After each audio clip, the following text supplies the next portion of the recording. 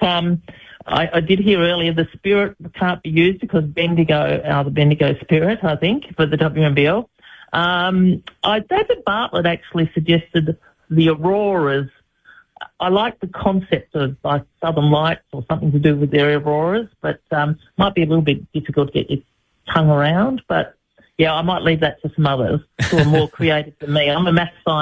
I'm a retired math science teacher. Creativity is not part of me. Also, when they need somebody to crunch the numbers, you might be the one that comes in. Kathy, thanks so much for joining us on Grandstand. Great to hear from you, an icon of Tasmanian hoops, a special moment during the week, of course, and we look forward to that charge towards 2026, 2027. Thanks for having me. Kathy Foster there, Tasmanian basketball legend, Tasmanian sporting legend for that matter, Olympian, of course, 1984 in LA. She's an Australian Basketball Hall of Famer, and she did play with the Islanders back in the 80s and 90s before they wound up in 1996. Great to see professional representation back in the WNPL. League lovers, Roy and HG are back with a fresh season of bludging on the blind side at the new time of 10 a.m. Saturdays on ABC Radio or on the ABC Listen app. ABC Sport Digital Radio, your home of cricket.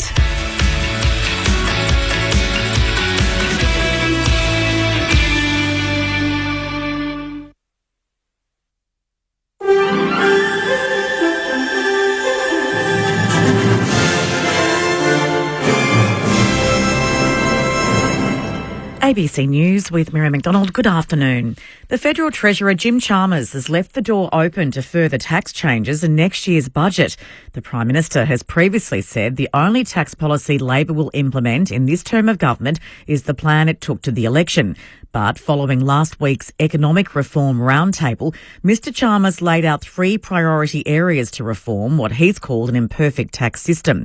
On Insiders today, he was asked if any tax changes could be announced in next year's budget. Well, it remains to be seen. I mean, there is a lot of policy ambition around the roundtable last week, and there's a lot of policy ambition in the government from the Prime Minister down. I think there are more steps to be taken on tax reform. Meanwhile, the Treasurer has confirmed a new road user charge under consideration will only apply to electric vehicles. The government has agreed to progress plans for a national tax on EV drivers, which will contribute to the cost of maintaining public roads. The state government says more than 5,000 machetes have been surrendered by retail stores since the ban on machete sales came into effect. The government announced the ban in May in a bid to choke the supply of machetes before the complete ban on the weapons comes into effect in September. Government Minister Harriet Ching says it's a positive indication that the weapons aren't being offloaded to other states. This is a really important part of the ban because it means that when these weapons are being surrendered, they're no longer for sale. They're no longer available to make their way onto our streets. And this is part of a whole of system reform to make sure that those weapons are intercepted. Police are investigating after the discovery of a female's body near St Kilda Pier this morning. Emergency services were called after the body was found around 7:30. The circumstances surrounding her death are yet to be determined and a crime scene has been established. Police are urging anyone with information to contact Crime Stoppers. Gaza's Hamas-run health ministry says 16 people waiting for food aid were among dozens killed in the latest Israeli attacks on this territory. Chelsea Hetherington has the details. Hospital officials in Gaza say 61 people have been killed in Israeli attacks in the past 24 hours. The enclave's health ministry says that takes the death toll since the beginning of the war to more than 62,600 people. Meanwhile, large protests have been held across Israel calling for an end to the war. Thousands of people have taken to the streets, denouncing the government and demanding the release of the remaining hostages. It comes as the Israeli military calls up 60,000 reserve soldiers as it pushes ahead with a plan to expand operations and seize control of Gaza City. US media is reporting the Pentagon is set to deploy the military to the city of Chicago. The Washington Post reports plans have been in the works for several weeks and soldiers could be mobilised as soon as next month. It comes after US President Donald Trump deployed National Guard troops to the streets of Washington, D.C. as part of what he claimed is a crackdown on crime in the American capital. Mr. Trump has repeatedly targeted cities run by Democratic mayors, saying criminals and homelessness are running rampant. Meanwhile, California Governor Gavin Newsom has stepped up his attacks on the US president, labelling him a childish bully. Mr Newsom has taken to social media in recent weeks to mock Mr Trump, mimicking his signature posting style, trolling critics and posting AI-generated memes. The move has won support from Democrat voters, but Republicans say the California governor is desperate and attention-seeking.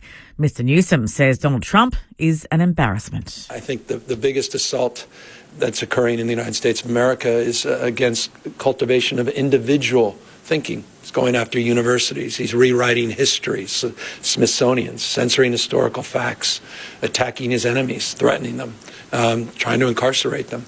His behaviour is that of a bully. To sport, and Australian golfer Minjee Lee is in contention for victory heading into the final round of the LPGA's Women's Open in Canada. Lee's third round 66 puts her at 11 under and tied with local hopeful Brooke Henderson. Fellow Australian Grace Kim is tied for 7th at 6 under, while Robin Choi sits 4 strokes further back in a tie for 29th. To the weather now, there's a strong wind warning for the East Gippsland coast. For the state, dry apart from isolated light showers about the eastern ranges and East Gippsland clearing. A partly cloudy day with light winds. For Melbourne, partly cloudy. We're heading for a top today of 16 degrees. Tomorrow, sunny 20, showers increasing on Tuesday 19, Wednesday showers 16, more showers about on Thursday 15, Friday showers again and 14. It's currently 14 degrees. ABC News. Hello, Patrick Stack here. Do you like sport and good conversation? Then we've got a great podcast for you. One cracking story, in depth, every day, in under 15 minutes. It's called ABC Sport Daily, and you can find it on the ABC Listen app. ABC Sport. We begin this broadcast by acknowledging the traditional custodians of the land on which this match will be played today and pay our respects to their elders past, present and emerging. We extend that respect to Aboriginal and Torres Strait Islander peoples listening.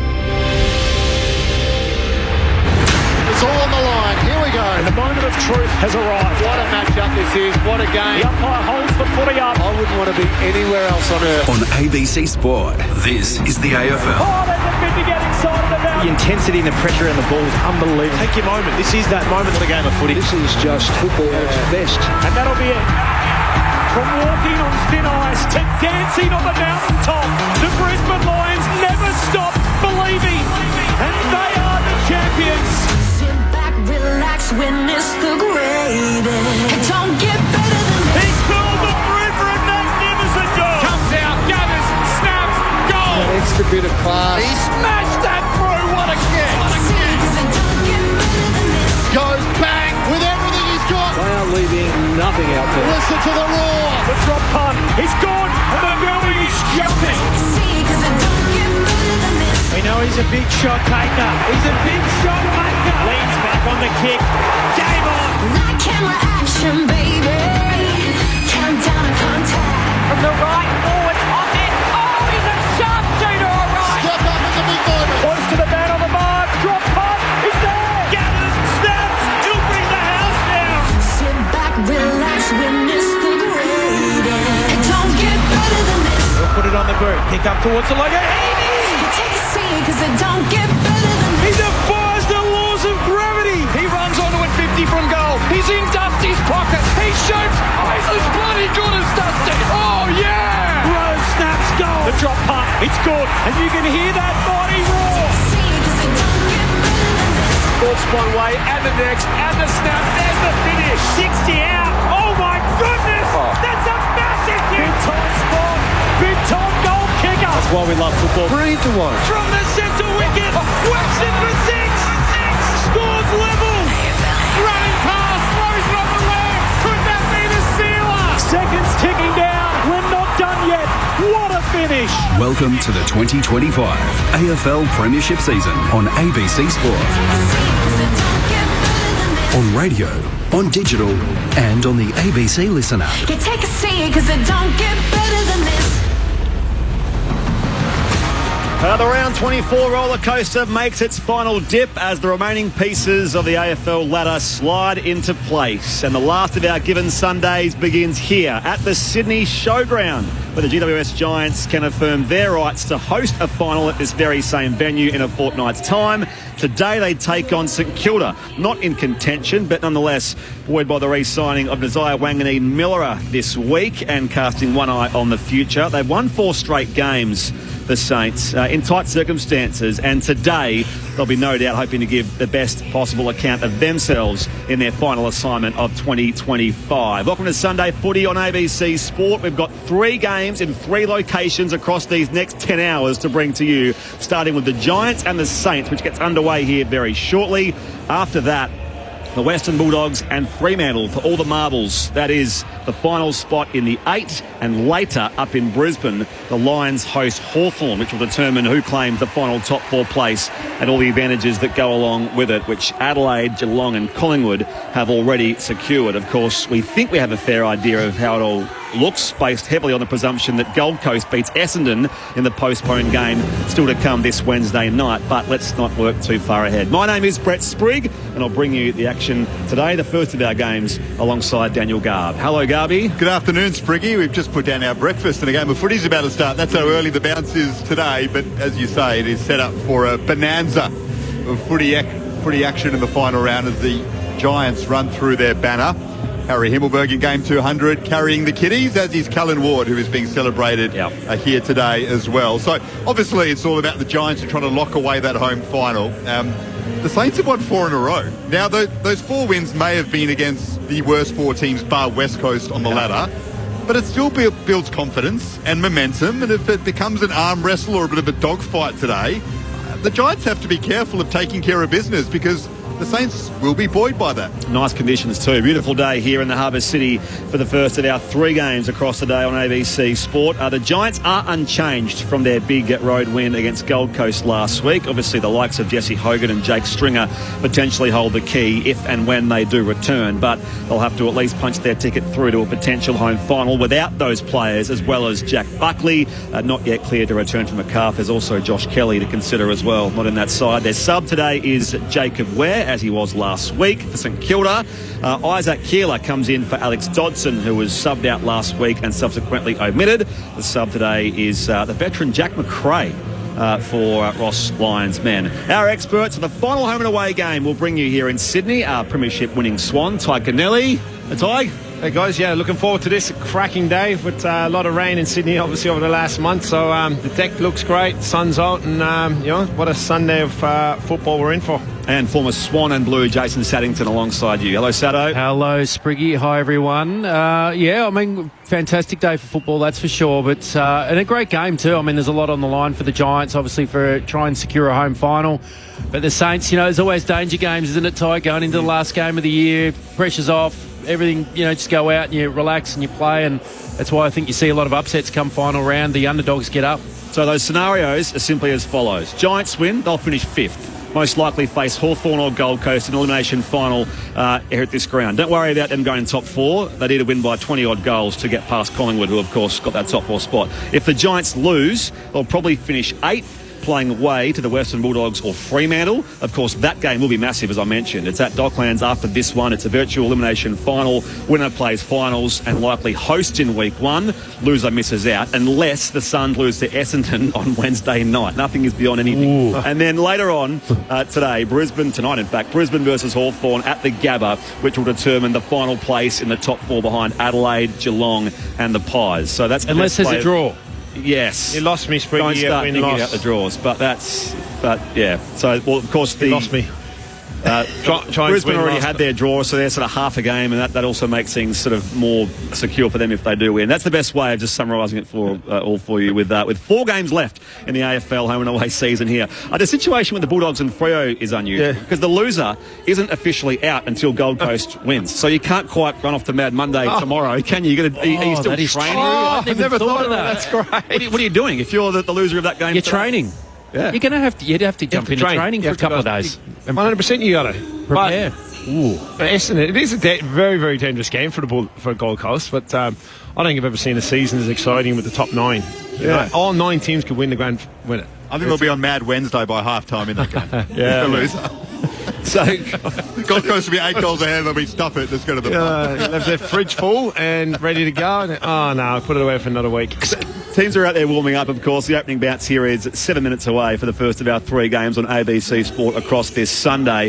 Sado, Tig, the Giants at their best. They take the game on, they use the corridor. Very effective going coast to coast against the Suns last week. Oh, they were back to their brilliant best, weren't they? And they're doing it without some key players still to come into their team too, like Josh Kelly, Jesse Hogan's been spoken about this week, Jack Buckley still to come back in, Brent Daniels. So they're able to still generate their best football, and they did it last week against Gold Coast. With the Harvey Thomases and Harry Rouston kicking 4 goals. So their system, which Adam Kingsley talks about a lot, gets the job done. So they were back to their best, and you would think today, if they bring that style of footy and the way they play and the form that they've got, well, then they're probably too strong for the Saints. Yeah, bang on, Jace. They've shown in quarters of football that they're better than any team in the competition, that if they can put it together for 4 quarters, and certainly you'd hate to look to play the Giants in the finals because their ability to score so quickly and the way they've played games this year in quarters of football, they've absolutely just blown teams away. They did it against the Swans, they've done it against Gold Coast in numerous quarters. We saw it's just obviously trying to put it together. And you're right, Jace, the depth that they've added after losing in the off-season, obviously the Cummings and the Perrymans and these types, you thought, and Peatling, they've gone on obviously great years with Adelaide and the Pies, but they've added some real depth to their list, and it's the system that works for them. But I just love the way that they've got that tsunami, the way they can score quickly, and it's a very exciting team to watch play, and I'm really looking forward to play today. Himmelberg's 200th, which Gubby mentioned, of course, they had the lap of honour here for Callan Ward as well, but Harry Himmelberg's one of the unsung heroes of that Giants team. Oh, absolutely. I mean, to play 200 games, and Harry's a kid that came through the Giants Academy. He's a local from the Riverina via Canberra, and was a young lad that grew up playing basketball, rugby, a little bit of footy, but worked really hard. And probably when he's 18th, even his 19th year, he didn't get drafted till he was 19. Harry Himmelberg, to go on and forge a career playing 200 games and be a really important swingman for the Giants. He plays back. He can play forward, and he can even play out in the wing.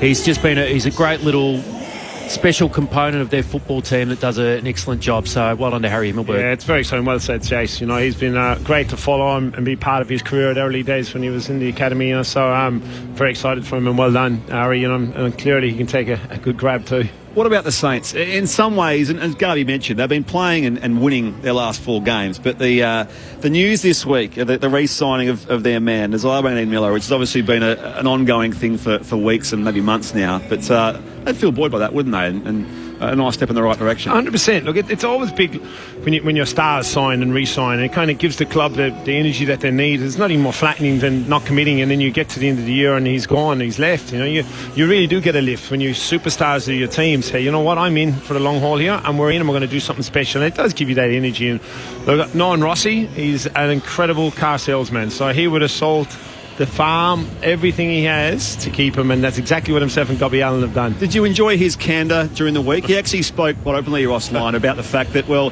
if he had left, that does devastate the long-term vision around that side. No team likes to sort of build their entire club around one player, and they're not. But as far as his vision for that team, very much did involve him, and if he left, he'd been a bit lost. Yeah, I think it does that for everyone else, even on the players on the list, doesn't it? It gives you that confidence. Like, do you know what? We are on the right track. He's staying. We're on board with this. Let's just get to work, guys. The future's exciting. And that's from the inner piece with the playing group and the coaches and the like as well. But even obviously for the fans, it's a huge bonus. It gives you that confidence that the club's on the right track, and you've got a really strong key player that is the future and a dominant player of the competition going forward that says, I'm staying here because I think we're going places. Of course, it gives great impact to everyone else around it. Landmark moment for the club. Keen to watch him in the first game after signing the contract this afternoon. It's going to be an off-season of change, though, at the Saints. So Tom de Koning, we expect to join them. This might be Jack Steele's last game for St Kilda. It's a highly realistic possibility that's the case. A lot of rumours that he'll be gone at season's end. Serious rumours that he could be coming back to the Giants. The Giants are keen. He might be keen. That would not surprise at all. Not to mention Lekalia maybe going there. He's gone to St Kilda. Yeah. That's done. And I think we all know that. it's what the Giants need is another one. You know, in that losing probably Peatling and that last year has affected him. And yeah, that's right. So Perryman. So just getting a Steele in, and obviously it's depending on how his body is. Clearly, he's a player that plays with a lot of aggression, physicality, and you often wonder about those players at the end of their career how damaged and how bashed up they are. But Jack, he's a tough kid and one of the nicest guys in the football world that you'll meet. So yeah, let's see what plays out. You can text us as always 0437 774 774 right across the day. 0437 774 774 here on ABC Sport. We've got the Giants and the Saints coming up in just a few moments' time. Of course, the Dogs and the Dockers at Docklands, Brisbane v Hawthorn, to determine that final spot in the top four. And then, of course, that very final piece of the puzzle, Wednesday night, Gold Coast versus Essendon in that game at Carrara. And, of course, no easy feat there for the Suns based on their loss the other night.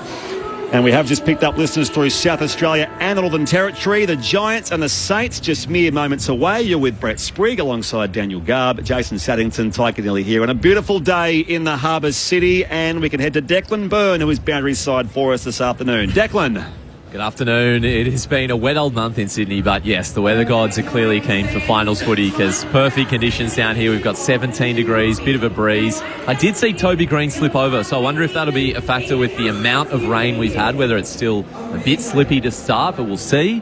Jack Steele won the toss for the Saints. They'll kick to the scoreboard end. And, yeah, we had that great moment with Cal Ward doing a lap of honour with his family, the current games record holder for the Giants, who arrived here as a 21-year-old and leaves a club legend. Yeah, absolutely. So a nice little thing for this club to do on their final home and away game. Of course, a home final all ahead of them if they can get the job done here today against St Kilda. Your final thoughts, Sado, Tig? Well, I'm looking forward to probably the contest side. St Kilda's, they build their game around contest. Looking to see how Naz responds, obviously, after a big week signing the contract. Does his form continue through? But more so the Giants and the Tsunami.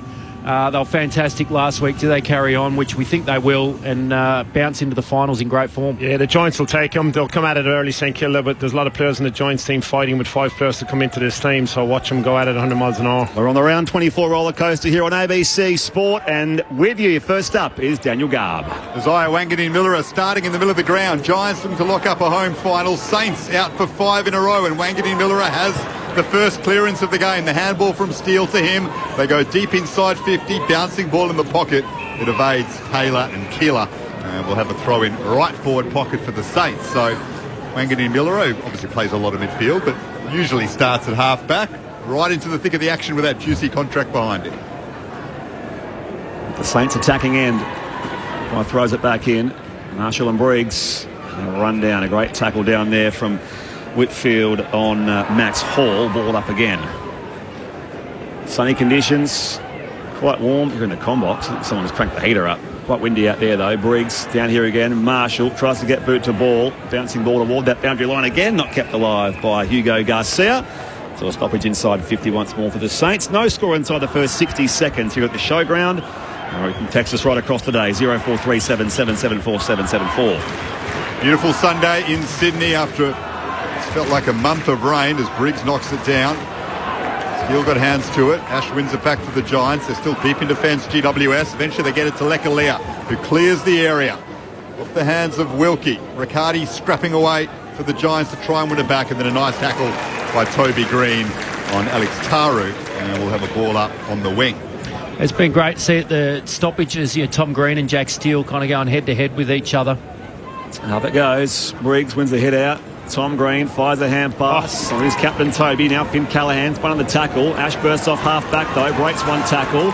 Sends it forward by hand to Toby Green. Through the corridor he goes. Inside 50 and spots up Riccardi. Takes a simple mark. 40 out directly in front. Yeah, great exit from the stoppage there from the Giants. Fantastic hands. I think it was Toby Green, but the contest initially inside with Steele and Tom Green winning the initial clearance, and then obviously the ball use. And looking to Lockie Ash and Lockie Whitfield, here's the handball. Gives off the hand pass to Himmelberg, the milestone man. Fires on goal from 48. He loves that scenario, Himmelberg. And it flies all the way home in his 200th game. He kicks the first of the afternoon here at the showground.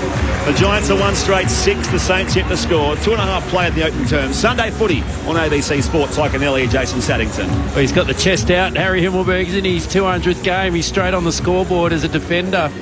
He's pretty pumped about that. But You mentioned the play there, Ty. The best part was the midfielders were involved and they got out to Lockie Ash, who's the running half-back, who then got it onto Toby Green, who was the high forward pushing up when they hit inside 50. So it's this amazing connection between their mids, their half-backs and their high forwards to be able to get that tsunami and chain going that gets them inside 50 to Riccardi. And St Kilda love to bring up their half forward, so you're looking at a big day here for Ash and Whitfield with numbers wise, you'd think, because as long as I've known Rossi Line coaching, that's exactly what he does, is bring his forwards up to the stoppage, so Whitfield and Ash will be getting a bit of the pill. Goal 164 for Harry Himmelberg in game 200. Still the fourth highest goal kicker at GWS as Tom Green wins the clearance, gets it to Canelio, runs away from a couple, works it to half forward. Callum Brown made a nice contest, had the arms chopped, wins the free kick.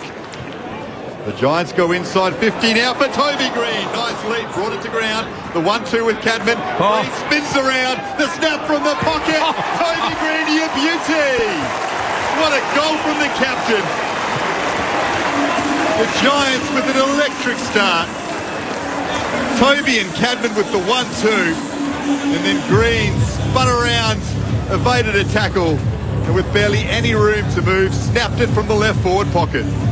This is the brilliant thing about the Giants at the moment, and why when we start to look forward and talk about finals and why we think they're a threat, is because some of their key players are really hitting form at the right time. I mean, Toby Green's been in brilliant form for a few weeks. Stephen Canelio, he's hitting his straps now as a midfielder and starting to win plenty of footy and clearances, as he did in that piece of play. Tom Green's doing what he does. Cadman's playing career best footy now. He's really hit his straps. Everyone's firing at the right time, and Toby, that's just brilliant work. Sunday footy on ABC Sport, the first of our three big games to determine those final places in the top 8. Of course, Wednesday evening on the Gold Coast as well. Briggs, hand pass Callaghan, clearance for the Giants. Canelio back to Callaghan, he bursts away, sends a high ball inside 50, deep to a 2-on-2. Coming in, Wilkie with a spoil from behind, scrapping for it, Riccardi for the Giants. Handball picked off here by Windhager, and now it trickles toward that line again. It will be a throw-in at right forward pocket for the Giants. Speak about plays as well, not that they're all leaving, but Windhager offered a deal by North Melbourne. Possible 5-year deal there. Need some good touches, Marcus Windhager for the Saints. Stoppage inside 50 here for the Giants. Will kick the first 2 goals of the game. 2 straight 12, Saints yet to score. Marshall only as far as Toby Green though with the tap. Back to Angwin, high ball inside 50 for the Giants. It falls to ground. Hills there under pressure, got it to Sinclair, but Thomas just got hands on the football first and then won the free kick. Probably too far out for him here. Harvey, he looked to give it. Setter. Yeah, where's Harry Himmelberg again, lurking around? He's too far away. Going back deliberately on his mark, young Harvey Thomas, who's in some good form the last couple of weeks. He'll kick this from just outside 50. He is directly in front.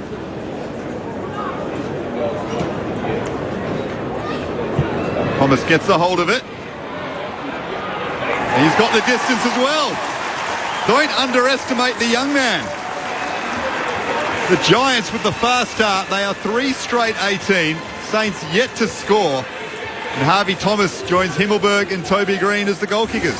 You talked him out of that time. Yeah, you talk about knowing your players, and coach Harvey for a couple of years, but didn't think he had. He's got a bit of power in his leg now, Harvey, but again, a good start, and it's just the pressure for him, there's a big high ball contest, and his ability to actually, Harvey, as we know, Jason does everything very, very well, including kicking goals from outside 50. So what a start. You're looking at a team, you'd think, reading the play that St Kilda, they come to play with it, they play freely, but as we said at the start, the Giants got a lot to play for, and you can't wish for a better start if you're a part of the coaching staff for the Giants. They're just smoking them around the ball, aren't they? Yeah. Clearance work, winning the contest. 7 minutes played in the first term here at the Sydney Showground in bright sunny conditions in the New South Wales capital. One down there by Briggs, and after it Tom Green, hand pass wide here off half back, they go through Joe Fonte. He kicks down the line again, under it Rouston.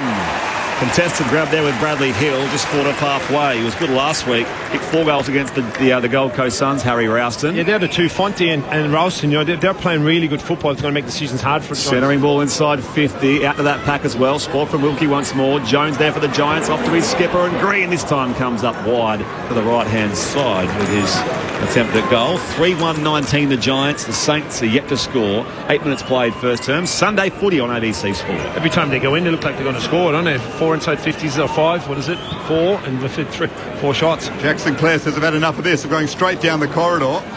Ash got hands to it. And then Max Hall wanted an important area. They bound away. Here's Wanganeen Miller, 45 out with the new contract. Doesn't quite finish it off. Well, they love him in that position. That would have got the Saints going after this awful start. Giants 3-1-19. Saints 1 behind. We've gone 8 minutes. Sunday footy on ABC Sport. Oh, it's good to see a bit of coast to coast. Wanganeen Miller, he just needs some help, doesn't he? I mean, he's the only one. I know we're only very early into the game, but he's the only one that looks like that can generate something exciting for the Saints already. Lockie Ash bursts out of that left back pocket with his kick out. Contested grab down there for Callum Brown. I spoke about clearances before. It's 6-1 to the Giants. Have tough backets with the Irishman, Brown. Re-signed on a 3-year deal himself recently. Down the outer wing here at the showground. Out of the contest again. Wilkie is tussled up down there with Brzezinski off hands over for a throw-in on that far wing. The Giants are 3-1-19. The Saints 1 behind. 8.5 minutes played here in the opening term. You're with Brett Sprague, Dan Gard, Ty Kennelly, Jason Saddington, Declan Byrne downstairs as well. In perfect footy conditions. Throw in at left half forward for the Giants. Briggs and Marshall wrestling. Tom Green just extracts the football superbly and then finds some space and snaps it into attack. Riccardi makes a nice contest. Back there is Caminiti. Went without it. O'Halloran got hands to it. He's gang tackled. Ball spills free. Zach Jones has a couple of goes at trying to release some pressure. Eventually does. Gets it to Marshall. And now Steele. He kicks up to half forward. Lekalia is working back with Mason Wood. And Lekalia, who is set to be a Saint, according to all reports, next year. Ensures it goes over the boundary line. Giants 3-1-19. Saints 1 behind. We've gone 10 minutes in the first term here at City Showground. Well, I'm sure Lee could want to put in a good showing, wouldn't he, today? Umpire tosses it back in. Briggs and Marshall in the ruck. Wanganeen Miller overruns the footy briefly. Still a hot footy there for Tom Green. It's some kind of disposal away. Jones breaks a tackle. Loose man O'Halloran. A couple of bounces on the outer wing. Has options upfield. Goes towards half forward. Toby Green slides in. Wilkie gets there first. Had options there for the Saints. They'll go again from centre half back. St Kilda, who trailed by 18 points early. 10 gone first term. Wilkie switches it. Not a convincing kick though. Windhager got there, but he's well tackled by Fonte. Ball spills free and then Rousted with the second effort locks it up. We'll have a ball up on the wing, but that sums up how well the Giants have started. Right in front of their interchange bench. They are at it early, up by 18 points, and some great second efforts from youngsters there. Jason Saddington, Ty Kennelly. Well, that's what you want, isn't it? There's players to come back into the team. They're all fighting for their spots. They want to stay in this team. So Rouston, Fonte, Leake. Marshall tapped the ball over the line, so it's out of bounds on the full, of course, per that rule. So Briggs into Ash. Bursts off the members' side logo. Switch it right across in the bright sunshine here. That's a task for Angwin. He was tunnelled there by Wanganeen Miller, and Angwin does win the free kick. Big Ash, not sure about the option. Aggressive, wasn't it? Yeah. Angwin, short kick down the line to Himmelberg. The first goal of the game in his 200th appearance. Not a bad crowd in this afternoon. Maybe approaching the 15,000 mark. Taru intercepts down there for the Saints at fullback. It's the Giants 3-1-19. St Kilda 1 behind. 11 going first term. Sunday footy on ABC Sport. The flying pin goes short to Keeler, who's been moved back into defence just to try and help them out a little bit. St Kilda, such as the pressure they've been under. Windhager has it on the wing. Got it to Garcia. To half forward it goes over the head of Mason Wood and Aaliyah. And then Taylor and Sharman see it out. So, yeah, you've touched on it, Ty Kennelly and Jason Saddington. The selection squeeze is going to be on. Hogan, Kelly, Daniels, Stringer, and Buckley all to come back. There are going to be some very unlucky Giants for that first final. Clearly we'll talk about it throughout the game. You know, it is going to be challenging for them, but obviously they've got a job at hand to do here, but it's some quality to come in without any match can be dangerous in finals. Giants by 18. Tap down there by Riccardi to Cornelio, dispossessed, and now it's wrapped up. Windhager. Callaghan lays the tackle. Declan Byrne on the boundary. Brent Daniels nearly had 30 touches yesterday in the VFL with that week off. I wonder if he comes straight back. Yeah, a lot of talk around that when the Giants do play that final. Bradley Hill comes to Jones here for the Saints. Works at forward of halfway. Short kick to find Max Hall. He was a mid-season rookie last year. Played every game since round one, his debut. Max Hall from half forward. Slews the kick inside 50. Works it okay for Jones. A couple of bites and he pulls in the grab 45 out in the 45-degree angle. He's had some good games this year too, Max, throughout the year. Watching him play on a debut season, he's looked quite mature and strong, hasn't he? And his ability to actually play, clearly to be able to play every game in your first season. He's another one of those players. No new contract for him, so may well be his last AFL game if there's not a suitor for him, the ex-Sydney Swan. Jones on the approach, crosses the 50. His set shot starts right, swings back ever so slightly. It is a minus score. The Saints are 2 behind. Giants 3-1-19. 13 go on first term. Sunday footy on ABC Sport. They're going to look to determine something here in the arc. Did it graze the behind post? What are they arguing? It wasn't marked by the Giants, but it will be... It's a behind or out full. Either it must have hit the behind post is the level of doubt they may have here. It's gone through someone's fingertips, and if it's grazed the padding of that behind post, it'll be no score. Oof, good luck seeing a nose angle. I mean, look, does it really matter? Come on, They'd want to fix it for the finals. If these are the angles they're going to be using for a final in 2 weeks' time.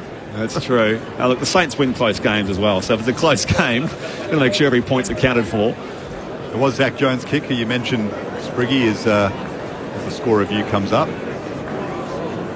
Behind. Yeah, he's out of contracts. I mean, maybe a club comes in for him. This could be his last game of AFL football, potentially. He's in that zone where he'd be very uncertain. So he'd want to put in a big performance to maybe convince someone who has an inkling of interest that still has a future, be it at the Saints or elsewhere. Well, I think the new rule, obviously with 5 next year with the subs, an interesting going to happen with those senior players. Does it lengthen their career or shorten it? The sub has been a value to a lot of the senior players, all the players in the competition coming in as subs.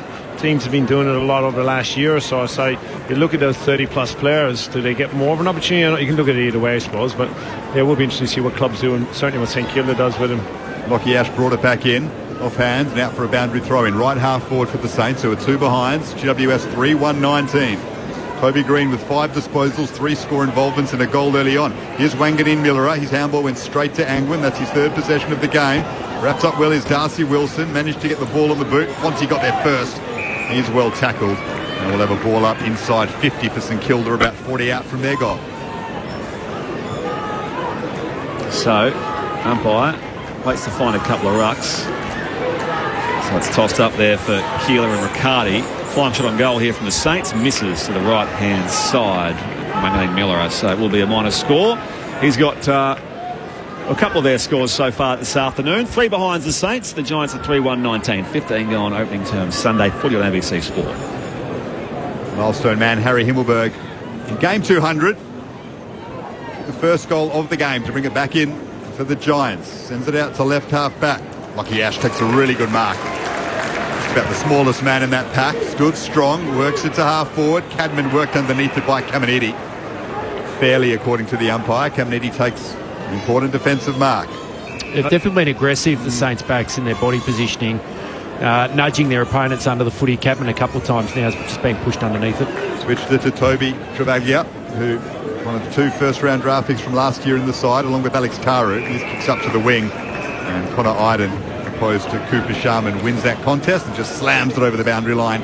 Out of side, Sydney Showground bathed in sunshine on this massive Sunday of footy across ABC Sport. Final spots up for grabs as well as positions. The Giants have the jump here. They're up 3-1-19 to Kilda. 3 behinds. Here's Brett Sprigg. This is the first hour of 10 hours of footy content here for you across the day on the ABC. Riccardi brought to ground here by Windhager, and again the umpire will ball it up. Tighten it up a bit around the contest, haven't they, here? Yeah, they've done well, the Saints. Yeah, the Giants with a hot start, those quick 3 goals to kick off the game. They've done well to just peg it back, slow it up. Saints have had the last 3 scores of the game. Wanganeen Millerer is tackled here on the outer wing. We'll toss it up again. 0437 774 774. Get to your texts perhaps at quarter time. There's 17 minutes gone here in the opening term. Tap to the outside there. Numbers around the ball. Wilson hand pass, and now Himmelberg brought to ground by Jack Higgins. Comes loose here for the Giants off half back. Shared to Finn Callahan. Sees half a little break in that defensive line. Hand pass off here. It's missed by O'Halloran. Mopped up now by Hugo Garcia. The Saints go forward of halfway as well. It's Wanganeen Millerer. He's at right half forward. Kicks inside 50. Awkward low ball there for Higgins. Has some work to do.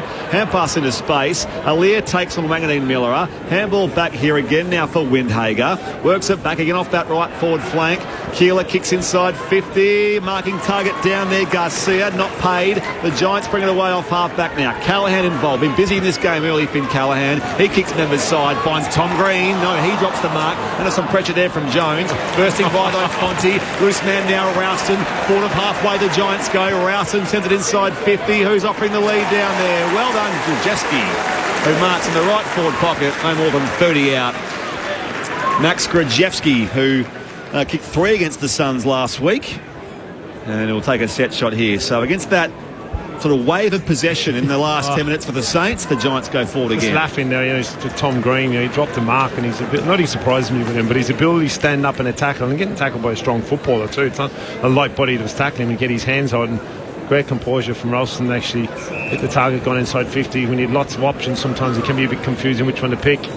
Grzeski crosses the boundary line to kick from that right forward pocket, and he just nurses it through.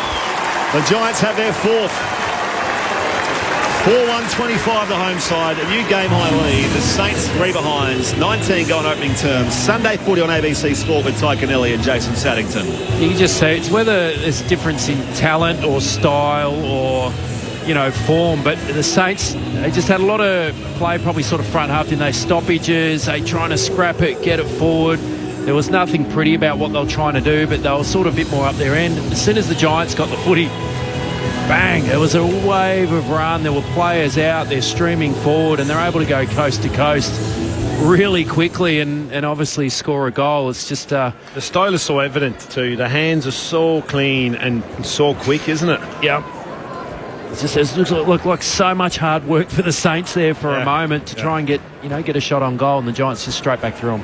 In the absence of Jesse Hogan, Max Grzeski starting to make a name for himself in attack for GWS. 3 goals last week on the board in the first term here. He'll struggle to keep his place when Hogan and Stringer come back, of course, but doing nicely as it stands. Here the Saints win it in the middle of the ground.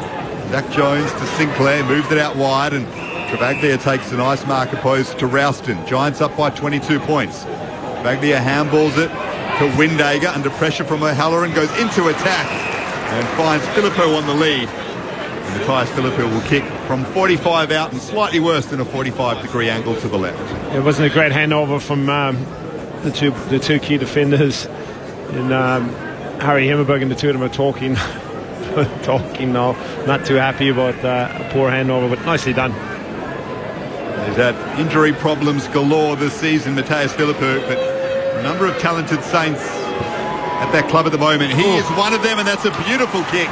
Just drawing it back with the left boot. Through it goes. And the Saints are on the board. 139.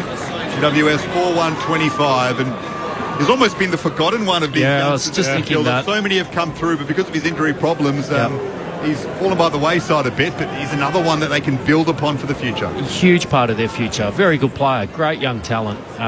You bang on. Once you're saying it, just saying Garvey, it's like, that's a great point. Filippo, they've missed having him out there consistently, and he is a big part of their future. Very, very good young player. And the emergence of some other ones like Tara has been great. Travaglia's got a future. Max Hall, obviously. There's some really good young players for him to build around here, and obviously there's going to be a list turnover around some other areas of the ground. Restart back in the middle. Briggs palms it down here. Finn Callahan, he's lined there blocked by Jack Steele, former Giant and potential future Giant as well. The umpire ball up. Up it goes. Lee Fisher, the umpire, former Saint. Steele, little nudge there on Tom Green. They work at quarter of halfway here. The Saints inside 50 it goes. High ball. Keeler works his way around. 1-2 snaps. Does he touch it? Bootlegs Collard. Nah, he's pointing. I'm not too sure actually. Collard kicked the goal. Yeah. It's his touch. He stuck out the boot, and on that very last line on the goal line, it was nicely done there by Keeler. It was going through Keeler's goal, but he deserved it from the pocket. Nice running snap, and then hang on. I thought who was it? It's Keeler. It's Keeler's goal. So no touch there from Collard. They missed it. I don't know in the replay. I think you got a toe on that. Can they arc this? I mean, it's still a goal. Doesn't matter whose it is, but Did he get a toe on it? Oh. He starts claiming it too, Collard.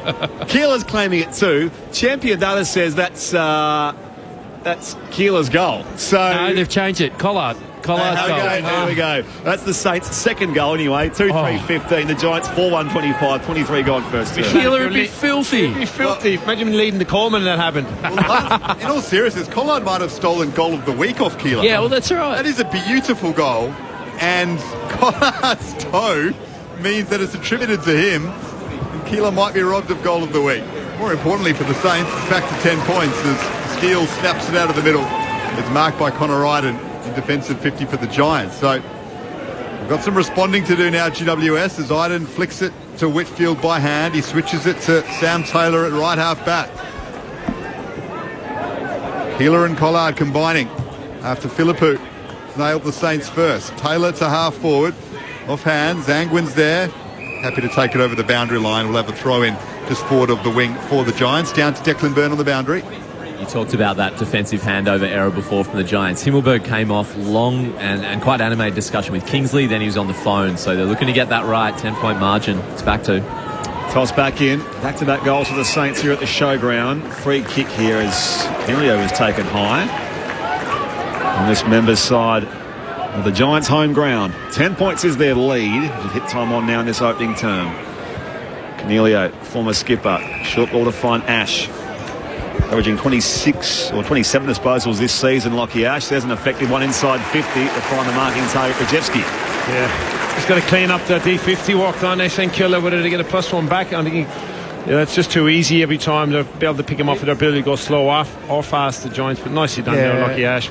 I think even the clearance work, like the Giants are able to get out pretty easy. And Kieran Biggs playing a big part in that. He's at the 10 hit-outs. He's all over Marshall in terms of the ruck work at the moment. But you know, the Saints they got to battle the way out of the stoppage. When the Giants win it, they're flying through. He's a key part of that forward line, Rajewski, in the absence of Hogan and Stringer. Again, tough boundary line set, shot, brings it back, hits the post this time. Well, 1 goal, 1 this afternoon. Similar kick from his previous goal as well. Giants by 11 points here, 25 gone first. That's what you want to do, don't you? Is if you're him, obviously with the Stars coming back in, making that decision really difficult for him to actually do. They put him in or not if they're half underdone for a final. Giants up by 11, 25 gone in the first term as the Saints work it around the outer boundary. And Philippou's taken the mark with that long raking left boot. Kicks to half forward. Off hands, just stays in. Giants keep it in fact. Here's Iden. Under pressure from Higgins. Got it to Himmelberg. Swung the full 180. And then it fell towards Fonzie. And this suits GWS because now they can get their tsunami going off half back. Tom Green to Whitfield. Works it out in front of Krzyzewski. Controlled it on the wing. Jones was running, as Ty Kennelly said, but that was an excellent smother from Taru. He affected that disposal, which would have hit up Darcy Jones at half forward. Well done, youngster. Boundary throw in between the interchange gates. Almost a double point smother that, isn't it? It really did stop a shot on goal. Watching Darcy, just been watching the last 30 seconds a minute. His work rate's incredible at high half forward, coming up and back. GWS by 11 points here at the showground.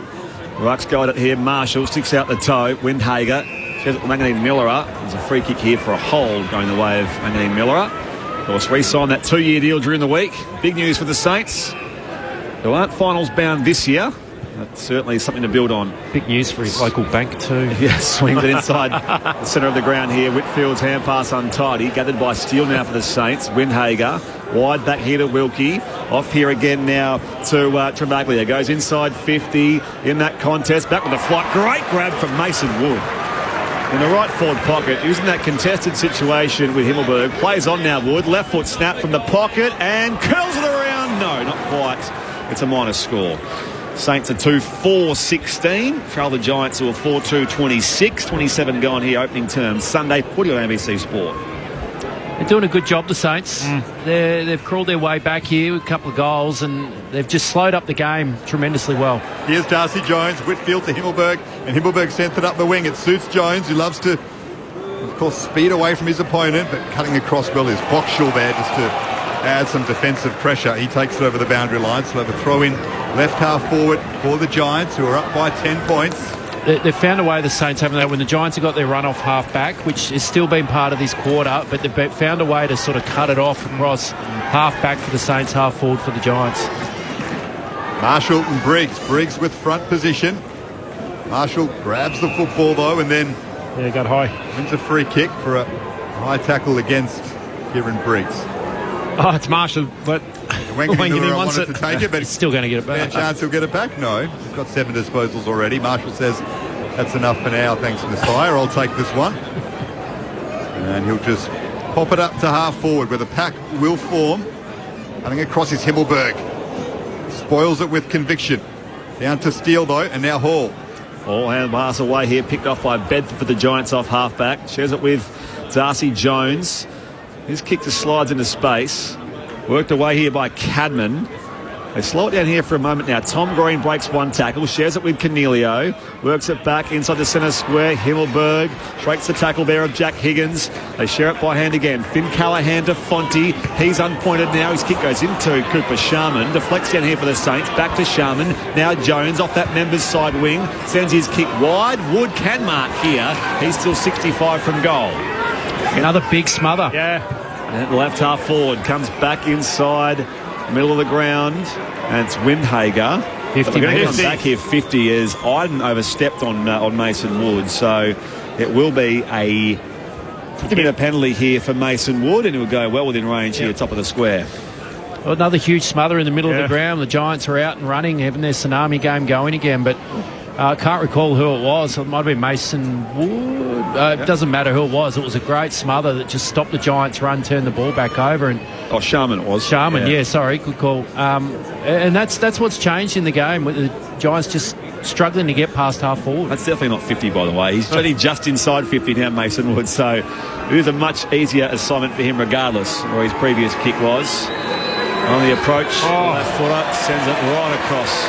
And it's that's a shocking mess from only 30 or so out. So minor score for the Saints, who were 2-5. They've had more scoring shots. 2-5-17. The Giants 4-2-26 as we approach the half-hour mark here. Declan Byrne on the boundary. Yeah, Mason Wood grabbed sort of hip flexor or something as he kicked it before he got the 50. So he actually signalled to the bench, said, I'm going to come off, and then got the 50. So mightn't be right here. He's come off. He's in the hands of the doctor. I'll keep an eye on it, but left hip doesn't look good. So maybe an excuse why he hooked that one. Yeah, it was a tentative effort.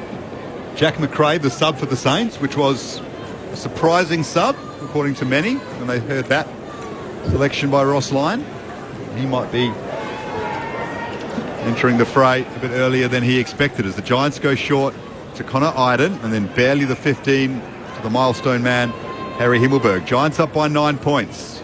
A few minutes to go in this first term. Sunday footy on ABC Sport.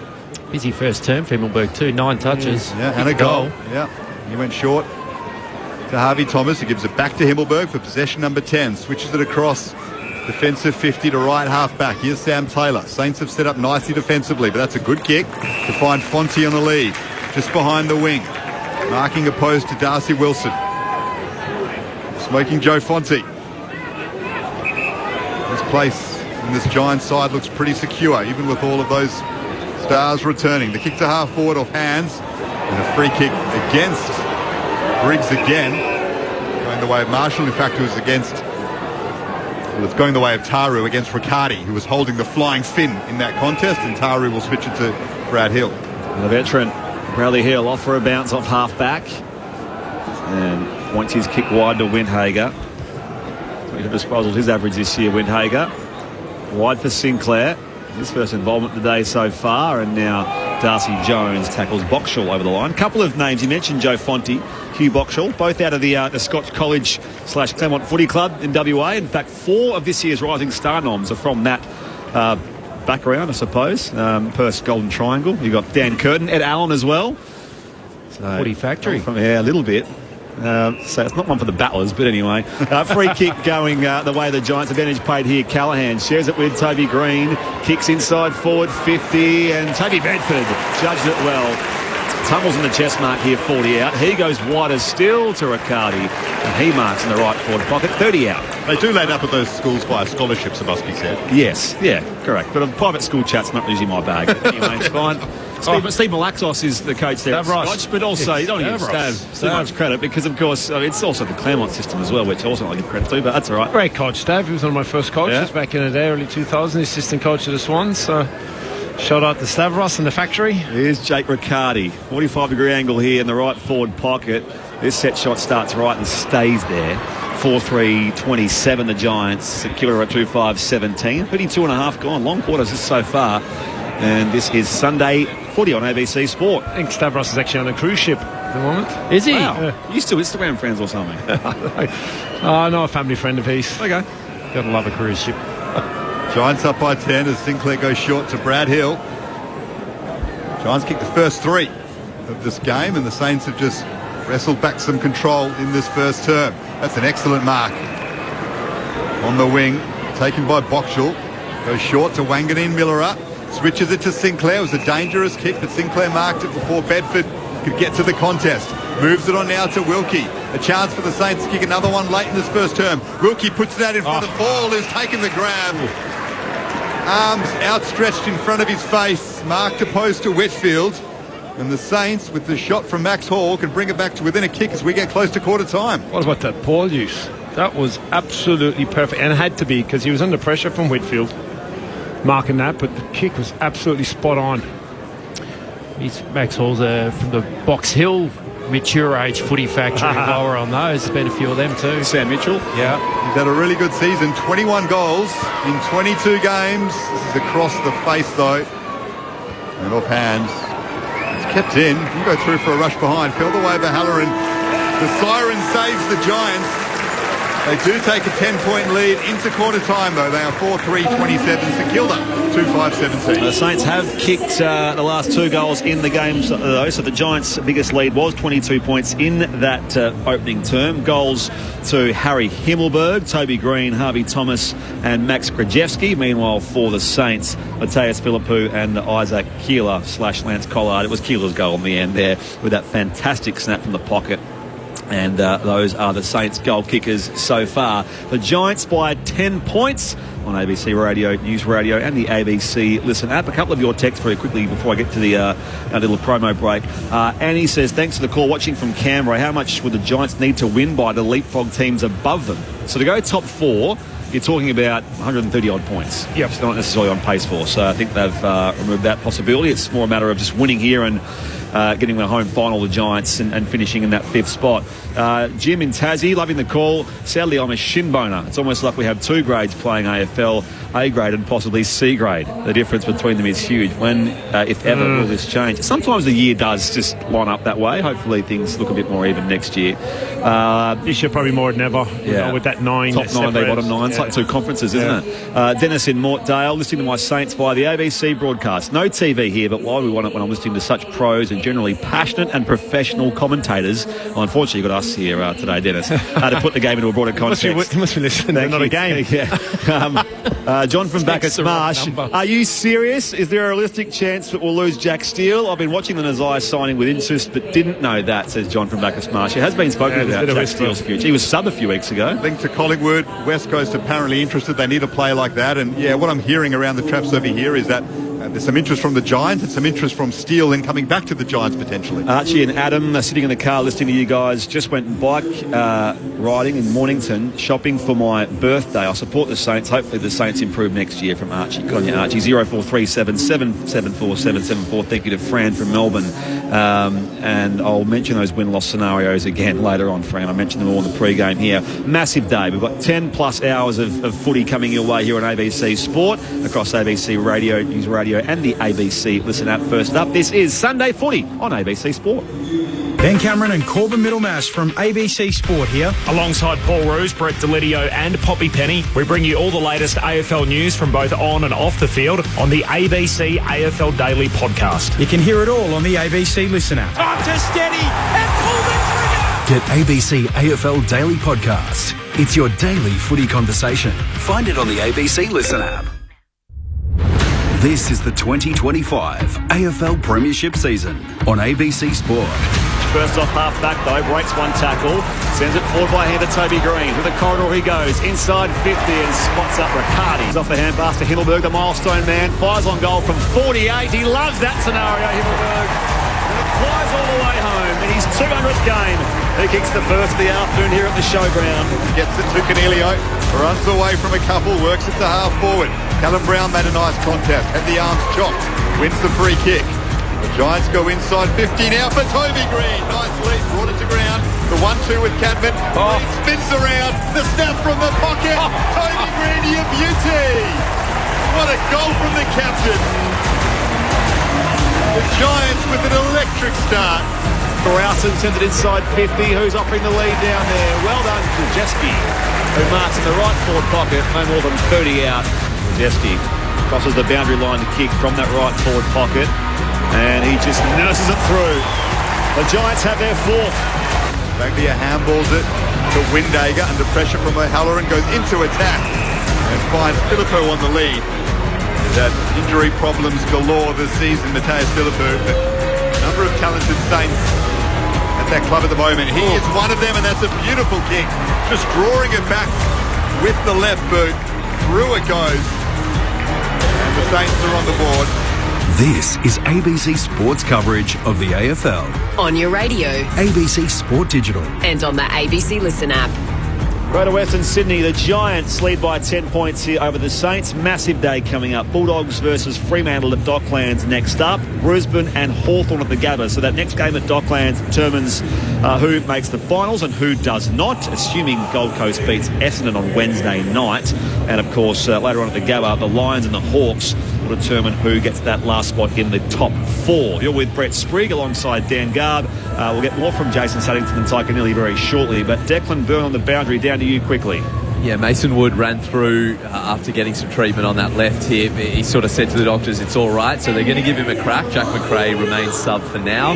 For the Giants, there was an old school lineup for the physio, so Leclerc was getting attention, Cal Brown on his left foot as well. Both of them don't look too serious, but we'll keep an eye on that as the clouds come overhead. There's no rain forecast, but it's gotten very cloudy. Yeah, we're used to that the last few weeks here in Sydney. Megan from Bendigo will enjoy the call and special comments with my favourite call team. It helps me while I recover from a knee injury. Great calling. Thank you, Megan.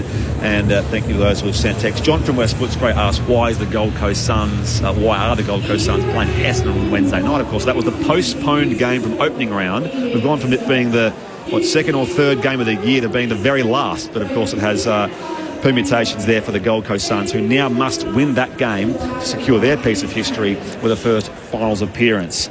Ty, Sato, your thoughts on the opening term here at the showground? The Giants flew out of the box, obviously kicking the first three of the game, and it was all around the stoppage piece with Big Briggsy in the midfield group, and St Kilda adjusted, tightened that up, and then got on top themselves as far as actually stopping the Giants bouncing the ball from half back with their tsunami football, and were a bit more efficient going forward. And we're in for a bit of a game now. They started really well and they've bounced back. Adjusted, St Kilda. So let's see how the start of this one goes. The Giants led by 22 points. It's now 10 points at that first change. As Declan Byrne said, progressively cloudy here this early afternoon. Windhager wrapped up down there in the middle, and the umpire will ball it up. We saw Wanganeen Miller obviously through that first quarter, plenty of footy for the Saints, 8 touches. He was certainly the key player, as you'd expect. Marshall to Windhager. Now Wanganeen Miller, as Marshall follows up, hurried left foot kick inside 50. Sharman down low, diving, takes the mark, 45 out directly in front. Nice grab. The other ones are on Marshall. So we had a text before about Ron Marshall. There's a trade link there to Geelong. I think everyone's been linked to Geelong at some stage. They normally get them too. So we'll see how all that transpires here. Of course, this is St Kilda's last assignment of 2025. Here's Cooper Sharman. Kicked 3 goals against the Bombers last week. Let's fly from 52. Perfect start here to the second term. It's offline though, and misses. 2-6-18 St Kilda. The Giants are 4-3-27 inside the opening 60 seconds of this second quarter. Sunday footy on ABC Sport. Giants by 9 points. Whitfield to bring it back in. It's become a little bit overcast here at the showground. So what was the sunny taking the start? pill out here, are we? The umpire? What's he got? Another review. They're doing a review.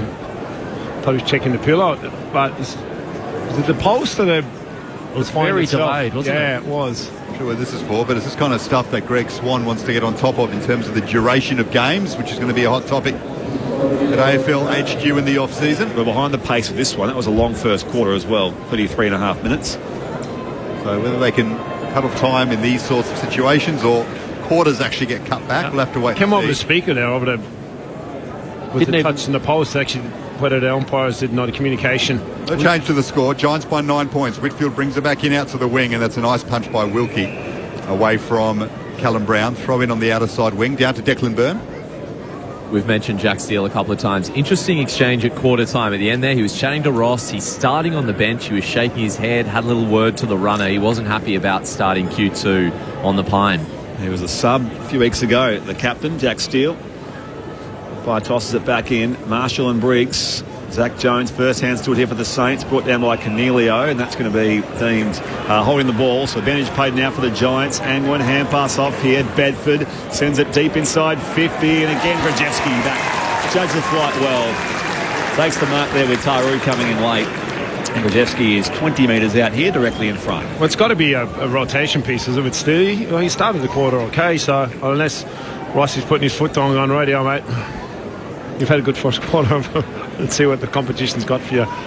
You're playing too well against the team that you want to get to. It's tough for Taru to defend that one. Once the Giants got that extra handball through the front with Bedford, Grajewski was always getting out the back. The man they call Gru. Had a couple of looks at goal this game so far for one major, and this one he steers away to the right-hand side. 1-2 now for Grajewski. The Giants are 4-4-28, secured a 2-6-18. 4 minutes played, second term Sunday footy on ABC Sport. And he kicks one from an extremely tight ankle in the first. Those kill you. The real gimmies. And it's interesting enough, we saw Mason Wood miss one in a similar angle on the left foot, but it can be an angle getting the player's head, those 35-metre shots. Just leant back on that one rather than following through as Sinclair's kick out to the wing. Taylor makes the contest alongside Boxall. Goal-kicking coach contract here. We often see it. We see it so. I mean, you're right. We hear it explained by analysts like you so often that we know that's the case. The head goes back a little bit. The body language isn't how it should be, and often results in a behind. Well won by Iden. Got it to Callahan across the face, attacking 50. Grajewski. He can make amends because he's taken an excellent pack grab. Well done, youngster. 2-on-1 against him, Max Grajewski there. That was a strong mark. He'll kick from 25 out. Let's see if he gets through this one. You talk about the kick. I'm yet to see Finn Callahan make a poor decision with the ball in his hand as a Giants footballer. You know, he was running. He had every right as a footballer of his quality to go and have a shot at goal, but the way he placed that kick, it was a three-quarter dart. It wasn't too low and it wasn't too high for the defender to have more time than actually the spare defender. He's actually kicked it on the spare's head to allow Grajewski, get it all tight, to fly at it. 25 out, slight angle to the right. He's put through that one. Goal umpire had to work a little bit, but he got through it. Jason Saddington for his second of the game. Giants are 5-4-34. The Saints 2-6-18. 5 minutes gone in the second term. I don't know if the technique was still overly convincing. He is still a bit of a poke at it, but he's had a fantastic quarter and a bit, hasn't he? He's been their best forward so far. The Giants, he's leading well, he's marking well. That's a terrific contested mark across the back, which has seen a lot of him in the VFL. He's been a goal kicker, he's been in fantastic form, and you know, he's had to fight to get his opportunities. Obviously with Stringer and Hogan out, he's had that consistent run now of on-field game time, and you're starting to see it show through. And you know, if he should have kicked the goal just before it, he could have had 3 on the board. Jay Schultz was the man for that. He's the goal kicking coach. He loves analysing all that sort of stuff. Very effective too, Schultzy. Restart back in the middle, out of the ruck. Briggs with Cornelio. Cornelio taps it back here as well. Unkind bounce by Andy Miller. It's there for Marshall though. Tumbles it towards half forward. Fonte for the Giants. His handball goes a little errant. He actually did throw it, so it's going to be incorrect disposal. Hand passed away. Darcy Wilson. Not a 50. Now it's 50. He did dummy it to sort of move the ball on, and then obviously someone's ran through there, and that will bring Darcy Wilson well within range for Kilda. Another player that's probably been in and out of the team a little bit this year, hasn't he? But high talent, great young player that the future of the football club for St Kilda is probably going to be built around. Turned 20 last week, had 14 touches and a goal against Essendon. I love the way he was running in for that 50. He was on the 50 and he's running thinking the 50 was going to be on the goal line, and the umpire's calling back, it's actually 45. Pulled up short again.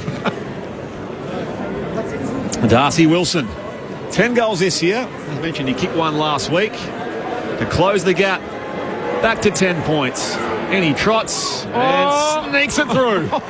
Just got there. Darcy Wilson's on the board.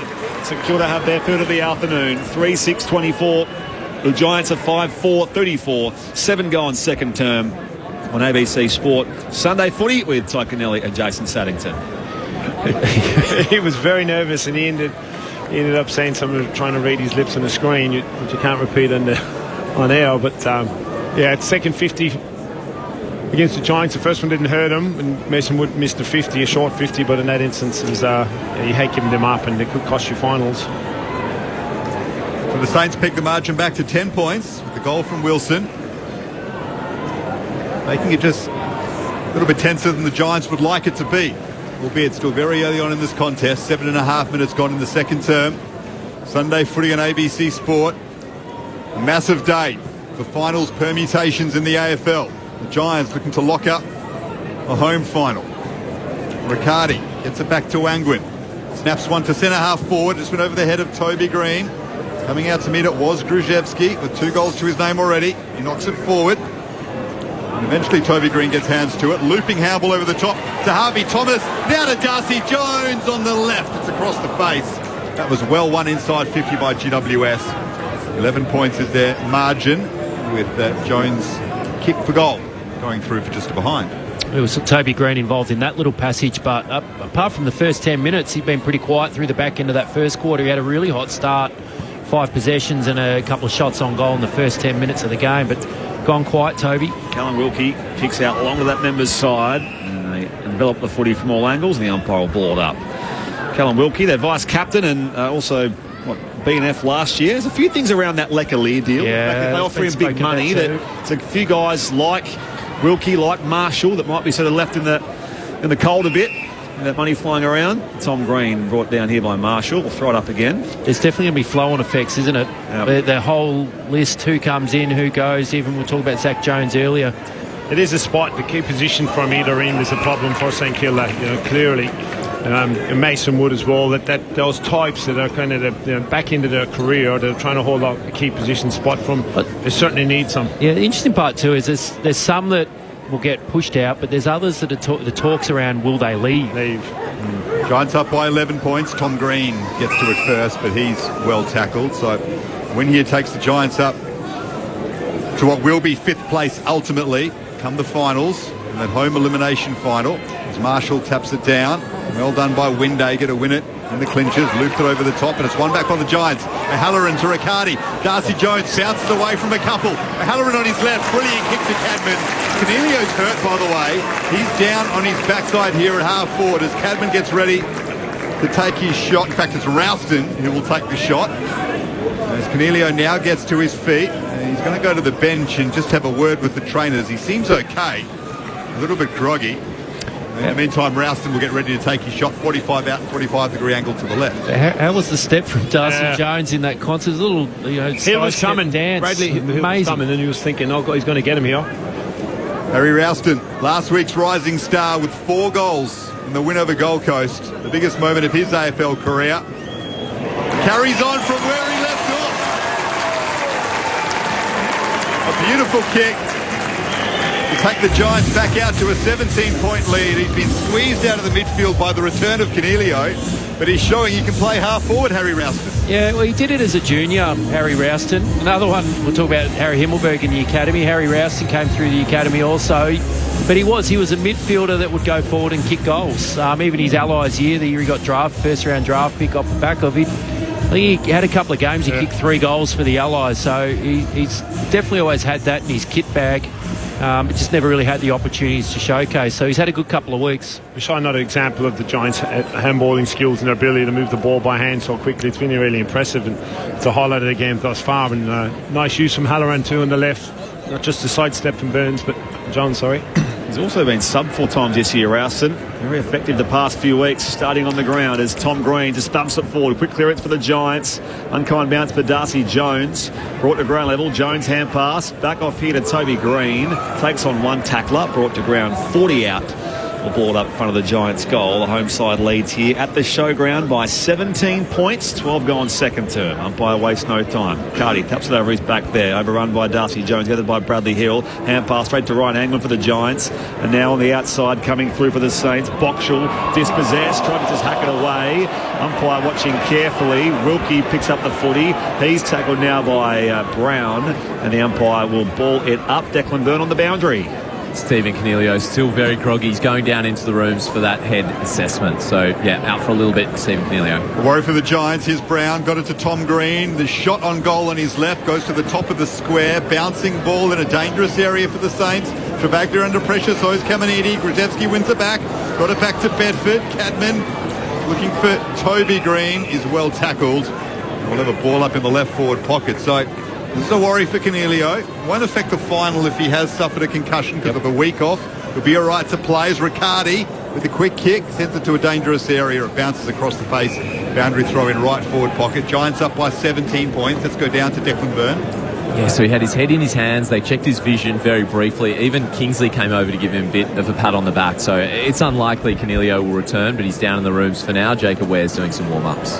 Giants by 17 points here at the Sydney Showground, which has become increasingly overcast early afternoon here in Sydney. Riccardi over around the ball here again. Little nudge in this contested situation coming through. O'Halloran does fire on goal. I saw a free kick though in there for St Kilda. It's going to come the way of Boxall, I think, who was taken without it. So free kick here for the Saints.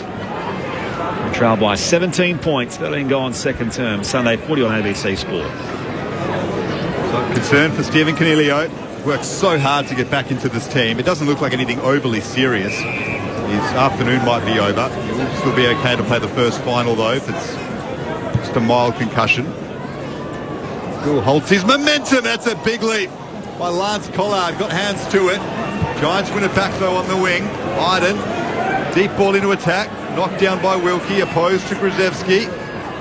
Stocker did nicely to get away from Grzelski's tackle and work it out to Boxall. That was a big leap by Collard moments ago. Here go the Saints. Keeler's taken the mark on the wing, goes inside to Jack Steele, who's marked her right next to the centre circles. Handball to Brad Hill, out to half forward. Sharman's on a long lead. A couple of kicks out from goal. Giants up by 17. Saints would like the next. Sharman's kick angled towards Philippou. Himmelberg read it best. It bounces back towards Philippou though. On his left, looking for his second. Mateus Philippou! Great finish. They got a little bit lucky, the Saints, that it bounced back in their direction after they ill-directed the kick into attack. But Philippou won it back. Didn't waste any time and slotted his second. Giants lead cut back to 11. Yeah, nice composure going forward, and it looked like they had blown their chance with Himmelberg intercepting Spile, but Darcy wasn't clean enough for the ground ball itself, and what a great finish. He had a teammate fly past, and I thought he shouldn't have given it, but he snapped it from 45. Nice finish. It's a great finish. It was a big contest. Yeah. You're right, Darcy Jones fumbled the ball a little bit, and Bradley Hill came in, just got a lovely little tap forward that went back out to the Saints, and obviously a lovely finish there from Philippou. So they stay within distance here, the Saints. 11 points is the Giants' lead. Declan Byrne on the boundary, down to you. Another quick one on Cornelio, because it sort of all happened quick. He ran into the shoulder of Windhager, went a bit low on a tackle, and that dazed him. Restart back in the middle. Quick clearance here for the Saints, and Marshall tumbles it towards 50. There's a shove there on Joe Fonte, which will go against Darcy Wilson. Free kick at centre half back. He's had a big game, Windhager. I was potentially taking Cornelio out of the game, but he's had 9 touches. Which is free kick reversed here. So reversed here, going Wilson's way. Not sure exactly what happened here to dictate that. But Wilson did have his hand up the whole time looking for the free, so he felt like it was a free kick himself. I'm not too sure myself what the free kick was. Joe Fonte appears puzzled. He's standing the mark now. Wilson is 55 out with no angle to speak of. May test his distance. He starts in the centre square here at the showground. Pulls his kick a little short. They emerge there. It falls in the lap of Lockie Whitfield, intercepting at full back. Giants by 11 points, 17 gone second term. He knew what he was doing. I don't think anyone else in the Saints forward line knew what the play was. To Himmelberg and now Iden. Iden up to half back where Bedford's marked, opposed to Brad Hill. You go short to O'Halloran. It just overcooked it slightly. Saints can win it back through Sinclair as a result. Now Wilson on the wing. Back to Sinclair. Bounce needs to sit up for him, and it does. Got away from Bedford's tackle. And then a nice mark by Max Hall. He's a strong competitor. Took the grab in front of Whitfield. Handballed quickly while he was lying on the ground to Hill. Deep ball into attack for the Saints. Sharman with a lovely mark. He just timed his leap to perfection. Floated across that pack and took the grab. 30 out directly in front for the Saints to take this back to within a kick. Some important plays for the Saints getting their hands on the footy. Wilson's had a hot patch here. He's finding plenty of the pill, getting involved in the game. Brad Hill's getting plenty of the footy at the moment. And Cooper Sharman, that's what he does best. Just floats across the pack. Great set of hands. 3 goals last week for Cooper Sharman. To bring it back to a 5-point game. Drills it straight through. The Saints are on here in Sydney. GWS 6-5-41, St Kilda 5-6-36 after the Giants kicked the first 4 of the game. The Saints have woken up. It's just 5 points to lead. It was a great option from Hill. You know, I was looking at him, I was wondering if he's going to actually pull the trigger and trying to hit a dart, but he saw Sharman, and Himmelberg would be disappointed, actually let him run and jump at the footy behind, didn't put any body work on him, but it's been a great response from the Saints. Not response, but at least since the start of the game itself. They've kept going with their ability to just stay in the game and keep the ball in the front half of the ground, and like you said, Jason, they're better ball users getting their hands on the ball. They make good decisions and they create opportunities for your forwards. So 22 points was the Giants' lead here early on with those first 4 goals of the game. Declan Byrne, down to you. Big news, Canelio out of the game with that concussion. Jacob Ware in for the Giants. Okay, so that affects the rest of this game. Of course, there is the week off pre-finals, which is at least some respite for Canelio. Marshall out of the ruck. Hurried high ball inside 50. Lecalier intercept to the chest mark against potentially his future club, Lecalier. That appears to be pretty well a done deal. The on-defensive 50 they go. Joe Fonte. Dummies the hand pass around Higgins. The Giants get this wave going here. Marshall comes across there on Briggs. The big man, though, Briggs follows up. He puts his kick inside 50. It was too deep for Riccardi. Marked by Wilkie. That was a whistle, but it's just play on here for St Kilda as they go here from the right back pocket. Worked away from Boxall down to Collard, who takes a strong grab. Coming in late was Sam Taylor. Hand pass from Collard. Keeler bursts by, and now he spots the target, marking just forward of the wing. It's with Sharman. He does look like him, Keeler, doesn't he? Wayne Miller. Wow. Sam Boots as well. 17 versus 7. You know, there's a lot similar about him. Sharman goes short, just like he drilled that last goal. Drills it into the chest of Jack Steele. And this might test Steele. He's going to strike this from outside 50, 45-degree angle to the right. But if he can manage to slot this against his former club, the Saints will hit the lead. 19.5 gone in the second term. Jack Steele, in what might be his final game as a Saint. This would be an enormous major. Decides he doesn't have the distance. Decides to centre it instead off the hands of the Packwood. Down to Higgins. And it's fallen in the lap of Collard. In the left forward pocket. Lance Collard will snap surely from this range. 7 metres out. His second. The Saints have the lead. Don't count your chickens before they hatch when it comes to September spots, because the Giants have work to do from here to make sure they have a home elimination final.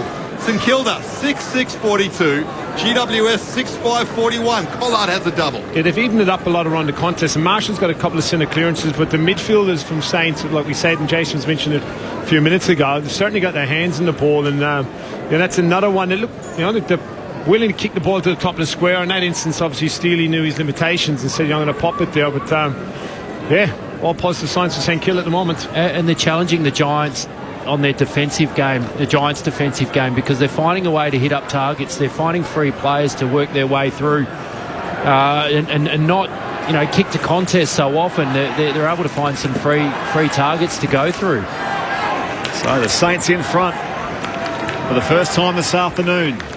Massive game for the Giants to lock up that home final. 21 gone second term. Briggs and Marshall down to Callahan. Clearance now for GWS. High wobbly ball inside 50. Cadman in the contest, 2-on-1. Brings it down here. Taru tackles him down the football. Wilson for the Saints. Back to Sinclair. He can just pump it back down the line. Whitfield arrives to it now. Dangerous situation. Closing down Max Hall. Now Callahan mops up the loose footy. Shares it with Himmelberg. Off to Whitfield. Loose man now is Ash. Dummies the hand pass off half back. He's too quick for Marshall. Now a bounce for Ash.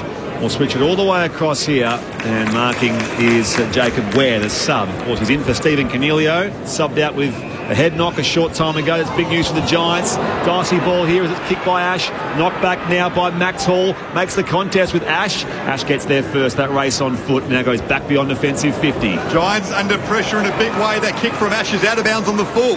Boxall takes it quickly and centres it to Wangani Millera. He's at centre half forward. Kicks low. Well done by Fonzie to get in front of Philippou. Allaire gets hands to it. Back to Fonzie at right half back. Up to the wing, and Grishevsky's taking a nice mark. That allows the Giants to just breathe a little bit because they're under the pump here. Saints up by a point as Grishevsky moves it short. They're putting themselves under the pump, Garby. You know, they've had opportunities to slow the game down and hit targets, and a couple of players, certainly Lucky Ash, trying to bite off way too much. Thomas from the wing, kicks to half forward. Nice contest by Briggs with contact on Caminiti as he flew across that pack, and it's out of bounds for a throw-in at right half forward for GWS. What I mean by that, Garby, and Jason, you know, you understand clearly, when an opposition team is coming at you, there's going to be times when momentum shifts, and this has been an issue for the Giants. And I'm thinking 2 weeks' time, when they're under pressure in a game, when the team's coming in, you're going to have to find a way to slow the game down or keep the game actually simple and basic and not trying to bite off too much. The unmistakable voice of Tyke Nilly on ABC Sport. Out of the contest, Marshall bumps a high spiralling ball down the line, marked by Taylor on the wing there for the Giants. You're allowing this bloke to do it. Goes all the way back to Lockie Ash. A room to bounce, and now wide to Fonte on this members' side of the Sydney Showground. Keeps the run going here. Finds Bedford. He marks us forward of halfway. Saints lead by a point here after the Giants kick the first 4 goals of the game. Massive day of footy on this final Sunday of the season. Cal Brown and now Wilkie runs it out of bounds. John's asking already, what happens if, how much would the Giants have to lose by to fall below Freo, presuming the Dogs beat Freo? That's a lot. It's about 7 percentage points. It's a fair margin. They'd have to lose by the Giants. Boundary throw in deep in attack for the Giants. Marshall might have pushed Briggs in the back here. He has. So Briggs will have a shot.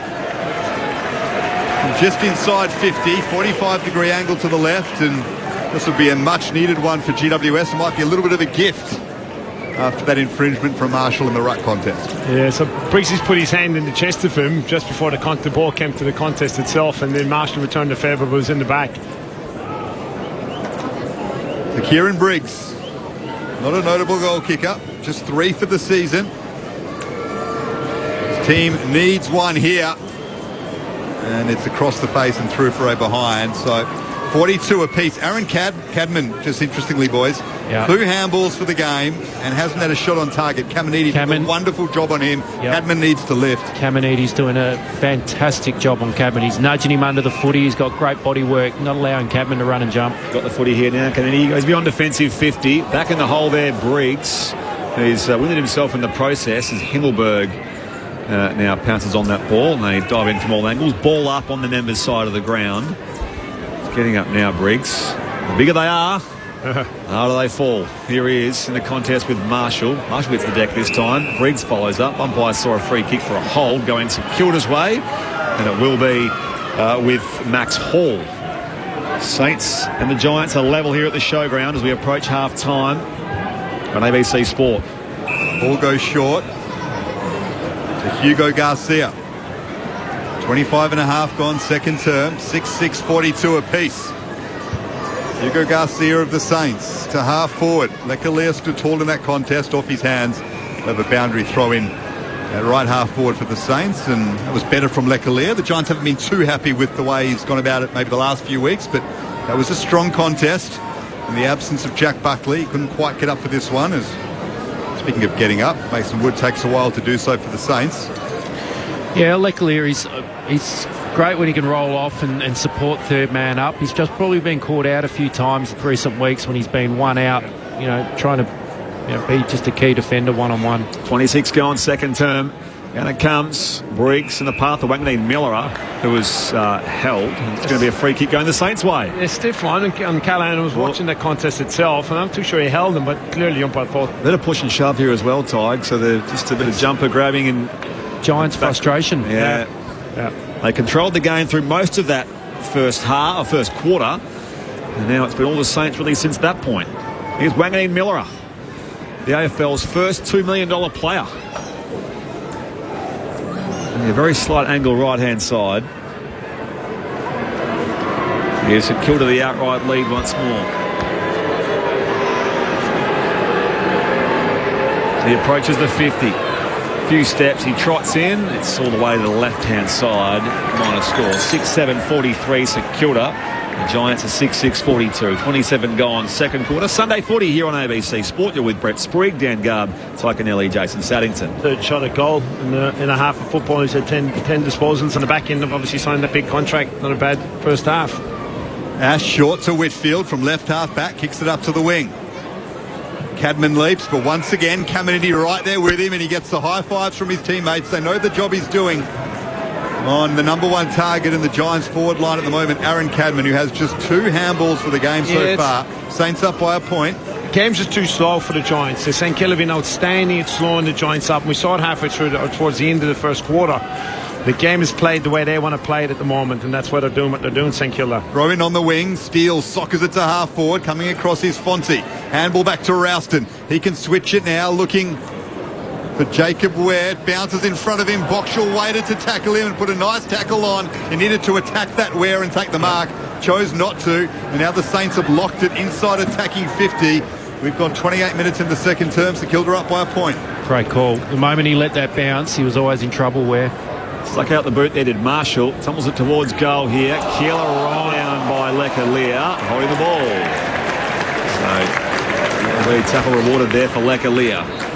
The right back pocket for the Giants. Yeah, it's getting any run the Giants are getting, it's sort of from that D50 to sort of half back, isn't it? Where normally they're dangerous when they get that run from half back through the middle to half forward. They can't generate any of that mid part of the ground run at the moment. Jacob Ware raking left foot kick along the outer side. Marshall puts himself back in the danger here at ground level, worked away by Stocker up against that boundary line, and Wilkie is dumped out there. The umpire will ball up. And then the contest when they go along, Jason, that St Kilda are winning it. You know, they're winning the ones that are trying to go along. The Giants of St Kilda winning the contest at their halfback. Saints by a point here at the Sydney Showground. Max Hall, the hand pass to Marshall. It's just like a shade away here. Back into the path of Stocker. Former Blue goes high towards half forward. Lecalier trying to intercept grab again for the Giants. 29 gone in the second term. Saints by a point. Had a good few minutes, Lecalier defensively. That was a strong grab at centre half back. That's a right half back, and Jacob Ware honours the sub for Cornelio. Off with concussion. His kick misses Finn Callahan, though. The Saints have managed to just clamp down on a bit. Yep. The flying Finn. Boundary throw in at half forward for the Giants. Just 11 disposals for Callahan. Yeah, Tom Green's quiet as well. They're just not getting much out of their midfield at the moment. Saints up by a point. Approaching the 30-minute mark of the second term. Riccardi down to Rouston. Another one. They've got a free kicks as well in the contest, whether it's in the ruck contest or around it. So that's the frustration piece, but also St Kilda's ability to actually put the clamps on their really good midfielders. Yeah, it's a free kick for Wanganeen Millera. Giants were holding him in that contest, paying a lot of attention to the Saints superstar, and he'll take the free kick from left half back. On the 45, swings it slightly infield there, off to Steele. Hand pass in that chain now. Marshall on the end of a kick, and now back to Windhager. He was involved. Slides it inside 50. Higgins. Tackle laid there by Ash. Ball goes up in the air. Bounced off the chest of one of those Giants defenders, Himmelberg. Dicey hand pass comes to Fonte. Cleverly back to Jacob Ware. It was over his shoulder. Great hand pass from Fonte. And they're away here, the Giants. Whitfield's back involved again, but Taru comes in late on Bedford and spoils it out of bounds for a throw-in. This is just sort of halfway for St Kilda, who lead by a point. 31 gone second term. And late in this first half here at the Sydney Showground. Sunday footy on ABC Sport. The final Sunday of season 2025. Riccardi down to Rouston. Off half back, has his kick impacted by Garcia. Tom Green wins it back, though, importantly for the Giants. His handball out to Bedford. Goes over the boundary line. So Saints up by a point. The throw-in will be at half forward for them. 6-7-43. The Giants 6-6-42. Wanganeen Millera with 12 disposals. 3 behinds. His first game since signing that massive contract. This team has won its last 4 games by an average margin of 5 points. So if you go close with the Saints, chances are they'll get you. Even against a quality opponent. They go inside 53. Windhager is dropped down there by Boxall. Tries at ground level. And again, they pile in from all angles. Callaghan, he's wrapped up down there as well. And the umpire says, give it to me. Right on the point of 50 there at St Kilda's attacking end. They lead by a point. 32 go on second quarter. Here at a very cloudy Sydney Showground now. He began in bright sunshine. Marshall beats McCarty in the ruck. His kick towards deep full forward, and Lecalier wins it down. We're wrapped up by Wood, and we will ball it up. 25 out from attacking goal for the Saints. 1 point their lead. It's been excellent at the contest, the Saints. Excellent at the contest. Yeah. Giants can't get any forward handball out of it. There's strong tackling winning the footy. Here's Wanganeen. Miller throws it on the boot. High ball across the face. Where will it bounce? Lecalier takes no chances and double fists it over the boundary line. Saints looking dangerous. Wanganeen Miller, that was a set play for him. Didn't quite connect as he would have liked, but they've got another stoppage. This time a boundary throw in, right forward pocket. Time ticking down, but a chance for the Saints to lead by a point. And them only really to kick a goal before half-time. Riccardi works to the front, down to Tom Green, bounced off his chest. Ash under pressure, got it out to Whitfield. And now Iden wants to take it over the boundary line. That was dicey. Ball still stays in. Giants with hands on it. Bodies will fall on it now. Whitfield happy to make sure there's a ball up with just 10 seconds to go until half-time. Saints up by 1 point. Up it goes. Deep in that right forward pocket. Marshall tries to hack it away. Brought down here again. Wrapped up ball and all. And there is Wilson. Like it's Windhager. Hands it back to the umpire. Marshall tries to lay it down to the path of one of his teammates. Fonte taken high right on that half-time siren. A quarter in which it was controlled by Ross Lyons' men. They trailed by 22 points midway through the opening term here at the showground. They lead now by a point, 6-7-43 to 6-6-42, having kicked 6 of the last 8 goals in the game to this point. And for the Saints, they've come from Collard ×2, Mateus Filippo also with a couple of goals, Darcy Wilson and Cooper Sharman as well. Meanwhile, for the Giants, 2 to Max Krajewski, singles to Thomas, Toby Green, Harry Rouston and Harry Himmelberg in his milestone. And he got the first goal of the game, in fact, Himmelberg. And in that second term, the Giants made their sub. Stephen Cornelio subbed out of the game with concussion. Jacob Ware into the action. So a setback there for the Giants as well. Your experts here on ABC Sport are Premiership winning Swan Ty Connelly and former Swan and Blue Jason Saddington. Well, the Saints, all credit to them. They dominated the quarter of footy. They weren't able to kick away too far on the scoreboard. They're 1 point up as we go into the break, but they just really had control of that game. Didn't let the Giants play the way they want to play is probably more the point to it. They were strong around the contest. They limited the Giants' run. Their backs have been fantastic for St Kilda. You know, Caminiti has been all over Cadman, and they've just done a great job at working the ball forward. They had some of their really important playmakers. Wanganeen Miller has been very good, but even more so than that, some of their less important playmakers in a way. You know, Wilson was big that quarter. Max Hall's been terrific. Windhager's had a fantastic game of football for someone that might be out the door. You know, they've been terrific through that quarter, and they're able to find some space themselves. The Giants are under pressure. They're starting to get frustrated. And all the Giants can create is some dash a little bit through that D50 like Lockie Ash, but they're not able to go anywhere with it, and they're really struggling to get that ball movement, that forward handball and run and gun game going. So Saints have been fantastic, really good around the contest. They're going to need answers here to join, because it's been a problem for them for 18 months around slowing up their fast ball movement and what the answer is and how they actually score and move the ball going forward. So it's well played by St Kilda after the poor start that they had with the Giants kicking the first 3 of the game and flew out of the blocks, and then halfway through or even latter part of the first quarter, they really put the clamps on actually that bounce and that tsunami football from the Giants. And full credit to them, full credit to the coaching staff, certainly for the way they've slowed the game down. A slow game doesn't suit the Giants, and they're trying to bite off too much with the ball. They've turned over a few times, you saw, between the arcs themselves, and so they're either going fast and they're not being able to do it. St Kilda slowing them down, and then when they go long, they're actually losing the contest as a half-back themselves. The tolls aren't standing up for the Giants, so they're not winning any contests in the air. So then you're going to lose the ball and turn it and bring it back inside your D50. The voice of Swans greats Ty Connelly and Jason Saddington on ABC Sport. Nobody gave the Saints a chance, even though they'd won 4 in a row, because of the opposition they had beaten. But confidence and momentum can still build even though you're up against weaker teams, can't it? And you can see that coming to fruition as this game goes on. Their structures and their mentality seems to be just moving in the right direction. Yeah, and you get confidence too when it plays out through this game. The longer it goes, the more confident you get that if we just stick at what we do, we're going to get a result that we want.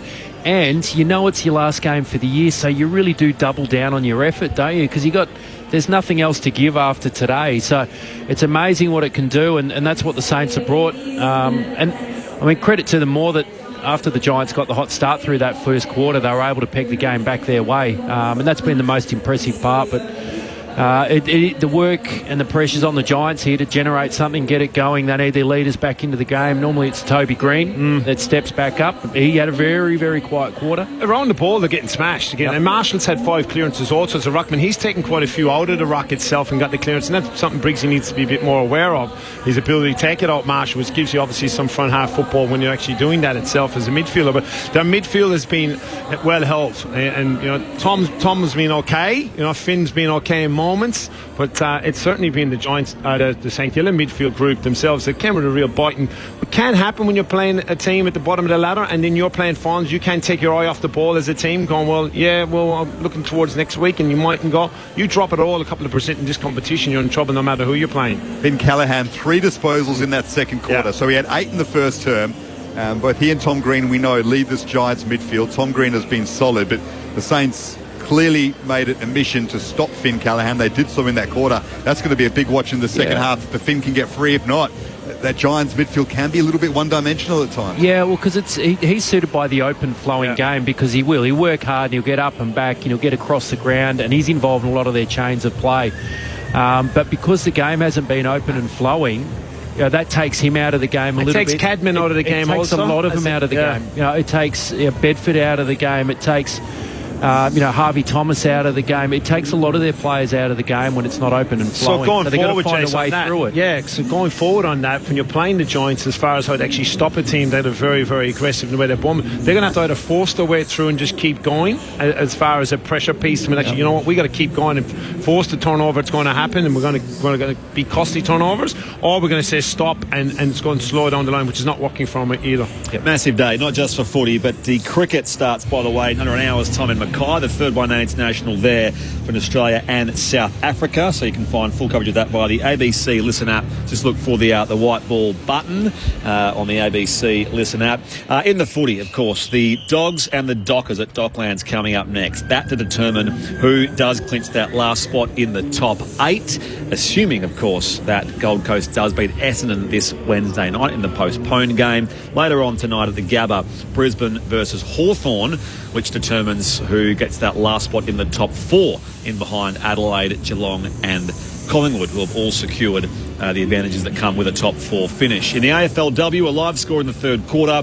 Richmond and the Bulldogs at Princes Park, a 3-3-21 apiece. And in the game at Arden Street, North Melbourne in the second quarter leads Port Adelaide 5-5-35 to Port Adelaide yet to score. Here at the Sydney Showground, it's the Saints who lead by a point over the Giants in a massive game of GWS, of course, in their pursuit to clinch a home final. Saints by a point. Right now, time for us to head to the ABC newsroom.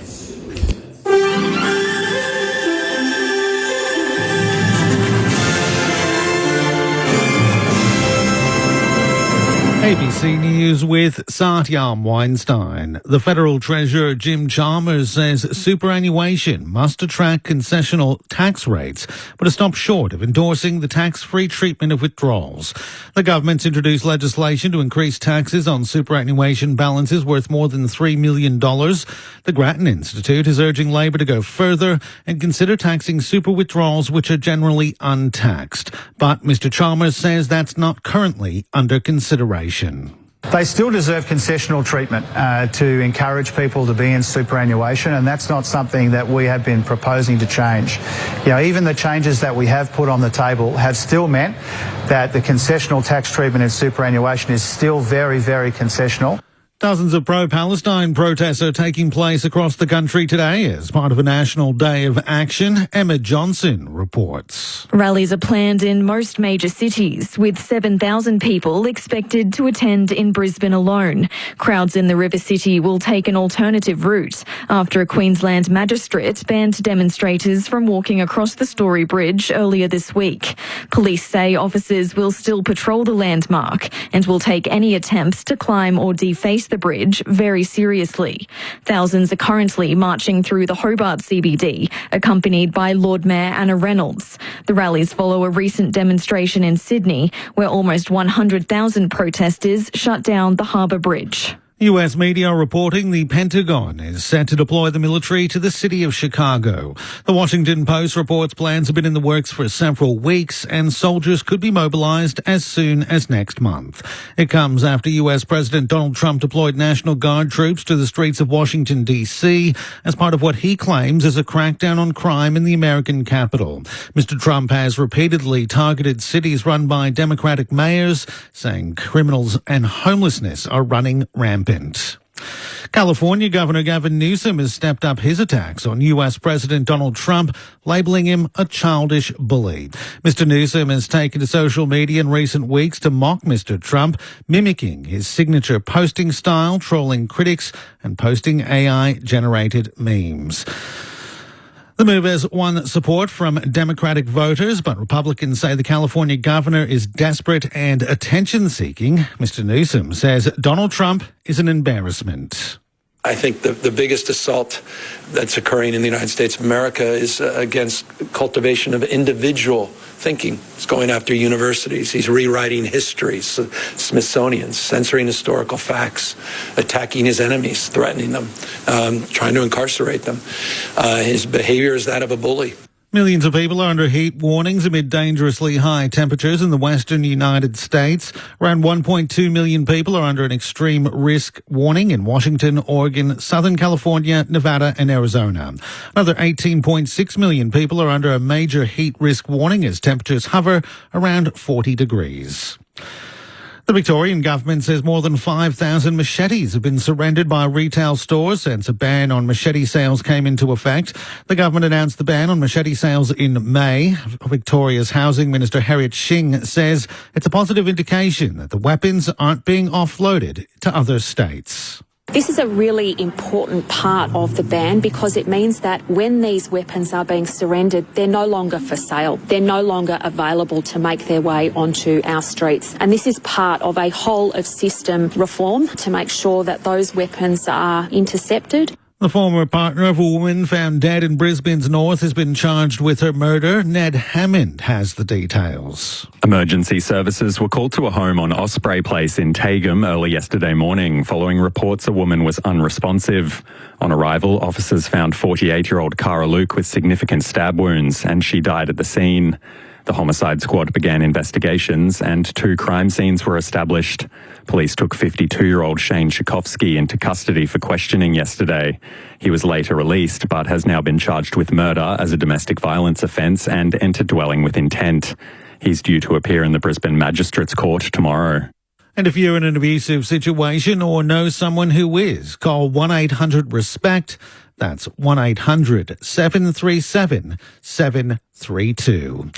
You're up to date with the very latest from ABC News. You can get more news at any time by downloading the ABC Listen app. Get your footy fix live and ad-free with the ABC Listen app. Whatever footy you're after, we've got you covered. Called by ABC Sports expert commentary team. ABC Sports coverage of the footy on the ABC Listen app. This is the 2025 AFL Premiership season on ABC Sport. Well won by Iden, got it to Callaghan. Across the face, attacking 50, Grzelski. He can make amends because he's taken an excellent tack round. Well done, youngster. 2-on-1 against him, Max Grzelski there. That was a strong mark. He'll kick from 25 out. Let's see if he gets through this one. You talk about the kick. I'm yet to see Finn Callaghan make a poor decision with a ball in his hand as a Giants footballer. You know, 25 out, slight angle to the right. He's put through that one. Goal umpire has to work a little bit. but he got through it. Halloran to Riccardi. Darcy Jones bounces away from a couple. Halloran on his left. Brilliant kick to Cadman. Cornelio's hurt, by the way. He's down on his backside here at half forward as Cadman gets ready to take his shot. In fact, it's Ralston who will take the shot. Cornelio now gets to his feet. He's going to go to the bench and just have a word with the trainers. He seems okay. A little bit groggy. Harry Ralston, last week's rising star with 4 goals in the win over Gold Coast. The biggest moment of his AFL career. Carries on from where he left off. Jarman's kick, angled towards Philippou. Himmelberg read it best. It bounces back towards Philippou though. On his left, looking for his second, Matthias Philippou. Great finish. But Philippou won it back. Didn't waste any time and slotted his second. Big news, Cornelio out of the game with that concussion. Jacob Ware in for the Giants. Jack Steele, in what might be his final game as a Saint, decides to centre it instead off the hands of the Packwood, down to Higgins, and it's fallen in the lap of Pollard. In the left forward pocket, the Saints have the lead. Don't count your chickens before they hatch when it comes to September spots, because the Giants have work to do from here to make sure they have a home elimination final. This is ABC Sports coverage of the AFL. On your radio. ABC Sport Digital. And on the ABC Listen app. That Lance Cullard goal giving the Saints the lead at half-time. They are 6-7-43. The Giants 6-6-42 after GWS kicked the first 4 of this game at the Sydney Showground. The Saints have responded beautifully, and GWS, they're in the finals, but they have the chance to guarantee a home final with a win today. They have lots of work to do in the second half. Sunday footy on ABC Sport. Daniel Garb here with you alongside Brett Sprigg, Jason Saddington and Ty Kennelly as well, the Swans greats. A couple of big games to follow after this one. This was viewed as the entree, but all of a sudden it's serving up a very tense second half from here on in, because the Saints have responded beautifully. 43 they are, 6-7-43. GWS 6-6-42 at the main break. Forget about the big game. I'm watching half-time game. I'm watching my young fella here. He's kicking some incredible goals. He had 32 at half-back off his left foot. That's a chip off the old block. So he's out there playing the Oz kick, and he's just dominating in that left forward pocket, is he, Ty? It's nice to see a Kennelly out there defending a little bit. The club he plays for? No, it's Maroubra Saints, so it's an Oz kick, which is great. But a friend of ours here, Anthony Tidball, that works at the Giants, and his son Rocco, so it's good to see him running around enjoying it. So well, there's a few Broken Hill kids, and they're actually new families to the community, multicultural background. So they've brought them across from Broken Hill, all the way across from Broken Hill for a bit of half-time Oz kicks. Brilliant. Maybe a Swans father-son prospect in the future, young Kennelly. The Giants are more concerned about their immediate future, the second half here at Sydney Showground. So their midfield just seemed to get bogged down a little bit in that second half. Finn Callaghan in particular, who was kept to just the 3 disposals. Aaron Cadman is the leader of their attack in the absence of Jesse Hogan. Just the 2 handballs in a half of football. Caminiti doing a wonderful job on them. They've got to find a way to get some freedom back into their game. Normally you get a response from Adam Kingsley at half-time. We saw a number of weeks back, there was the big spray, but they often do. He makes some adjustment to their style or their play or personnel that kind of generates their game to get going. So it'll be interesting to see what changes he's made, if any, or a change in style. Like, are they going to handball more blindly from stoppage forward? Whatever it may be. Gone, set up, you know, Ralston, you'd think now would play a lot more there and come into that rotation piece. It's how do you get Toby Green into it, play a bit more around the ball as a high forward to come up? Bedford's the other one, you know, so I'd like to try. Not Bedford's been playing over the shutdown on Sinclair, but it's you release him a bit and gives you another option with that speed and damaging speed that he has through the middle of the ground. But they've to see what they do. But from a St Kilda perspective, you're extremely happy. You know, now it's the last half of football for the year. They've had very positive signs as far as the club going forward, and we've went through numerous personnel that are actually playing well for them. But it's probably more in the Giants who've got a bigger season ahead. Obviously, the rest of the season to go, the rest of the finals. Sorry I'm late, by the way. Thank you, Garby. I brought the family along today. It was a nice day, so I thought we'll come across and I'll bring my wife and son with me, and They're having a good time. So I thought I'd just go and see them and just get some family time in at half time. How'd your young one go? Yeah, he 37 half back, stock stand to Kennelly. So 37 touches. Yeah. Number. yeah.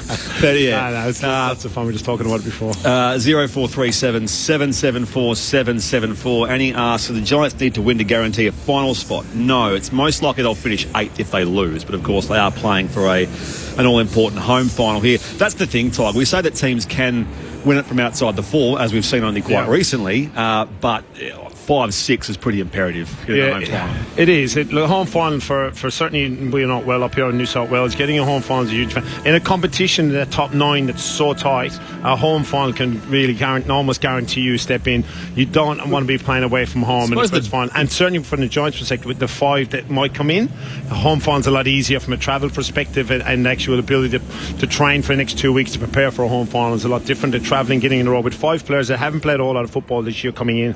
So as being Stringer, Hogan, Kelly, Buckley to come back in, and Daniels of course as well. He played the VFL yesterday. He played yesterday, but their VFL's been knocked out now too, so there's no second level footy for any of these players to come through. Mark asks, what number consecutive game is Callum Wilkie playing today? It's his 155th. Wow. He hasn't missed a game since his debut.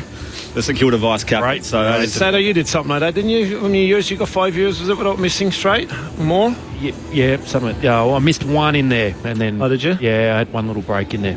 Shout out, by the way, speaking of family, shout out to my sister-in-law who's just sent me a text. They're on the way down to Bridgetown to watch my nephew Callan play in the Nation final for Pemberton against Bridgetown. Great part of the world, down in the Southern Forest there in WA. But my young bloke came and he said, "So, Dad, you're going to be running around?" And he thinks I was playing the footy. That's so good. I felt a bit like, you know, in The Simpsons when Marge thinks her dad's the pilot, but he's actually the flight attendant. No shade to the flight attendants. I think they're both very important things. But and that's how I felt. No, I just talk about the game. Sorry. If you were saying you were playing out there, who would it be? So if you were to trick your young fella and say, "Look, let them try and figure out who I am." Probably have a bit of a Mason Wood look about me. Yeah, okay. Yeah, I don't know. Average. Saints by a point here. Text says go Pemby in that game at Bridgetown versus Pemberton. We get texts from all over the world, all over Australia. Massive day coming up. Bulldogs Freo, of course, Brisbane Hawthorn. Right here, though, St Kilda leads GWS by a point, and the Giants must win to secure that home final. 6-7-43 plays 6-6-42. Getting us back underway here on ABC Sport. You're with Daniel Garb. A massive second half of footy ahead in regards to those finals permutations. Can the Giants deliver? Will the Saints be party poopers with this man at the heart of it? Nazai Wanganeen-Miller bounds away from the middle of the ground. Handball out wide to Boxall. Now back to Hill. Saints up by a point. Hill's kick, though, is poor. Picked off by Briggs at centre half back for GWS. They want to get their run going out of defence. Moves it to Tom Green. And now Lockie Ash. Corralled well, though. Back to Green, looping Hamble to O'Halloran, back out to Ash. They move it to half forward, the Giants. It's ill-directed away from Callum Brown. Gathering it was Caminiti. Garcia, though, is caught. And caught holding the ball by Angwin. Dwelled on it a touch. Angwin pounced. And he'll send the Giants into attack from left half forward. Great intent from Angwin, chase down from behind. He thumps it deep inside forward 50. Long to the hot spot. Up they all go. Cadman. Down here, though, for Sinclair of the Saints. Shares it with Wilkie. That consecutive games run of 155. His kick goes wide to Higgins, who slides it and marks in the left back pocket. So Higgins, former Tiger. Down the line he goes. Sharman competes with Aaliyah. Spoil from Aaliyah is effective. Out of bounds for a throw-in. And then the side of the ground. 6-7-43 St Kilda. GWS is 6-6-42. You're with Brett Sprigg, Daniel Garb, Ty Kennelly, Jason Saddington, Declan Byrne here at an overcast showground. Of course, we'll preview the Docklands clash coming up next. The Bulldogs and Fremantle. Let's go. Come on, let's get some energy into this game. You know, it's the Dower, St Kilda, you know, the Ross line type that wants to play. You can see the style, and you really upon the Giants actually free this and break it up. Higgins got it to Windager. Scrappy kick to half forward, but that'll suit the Saints.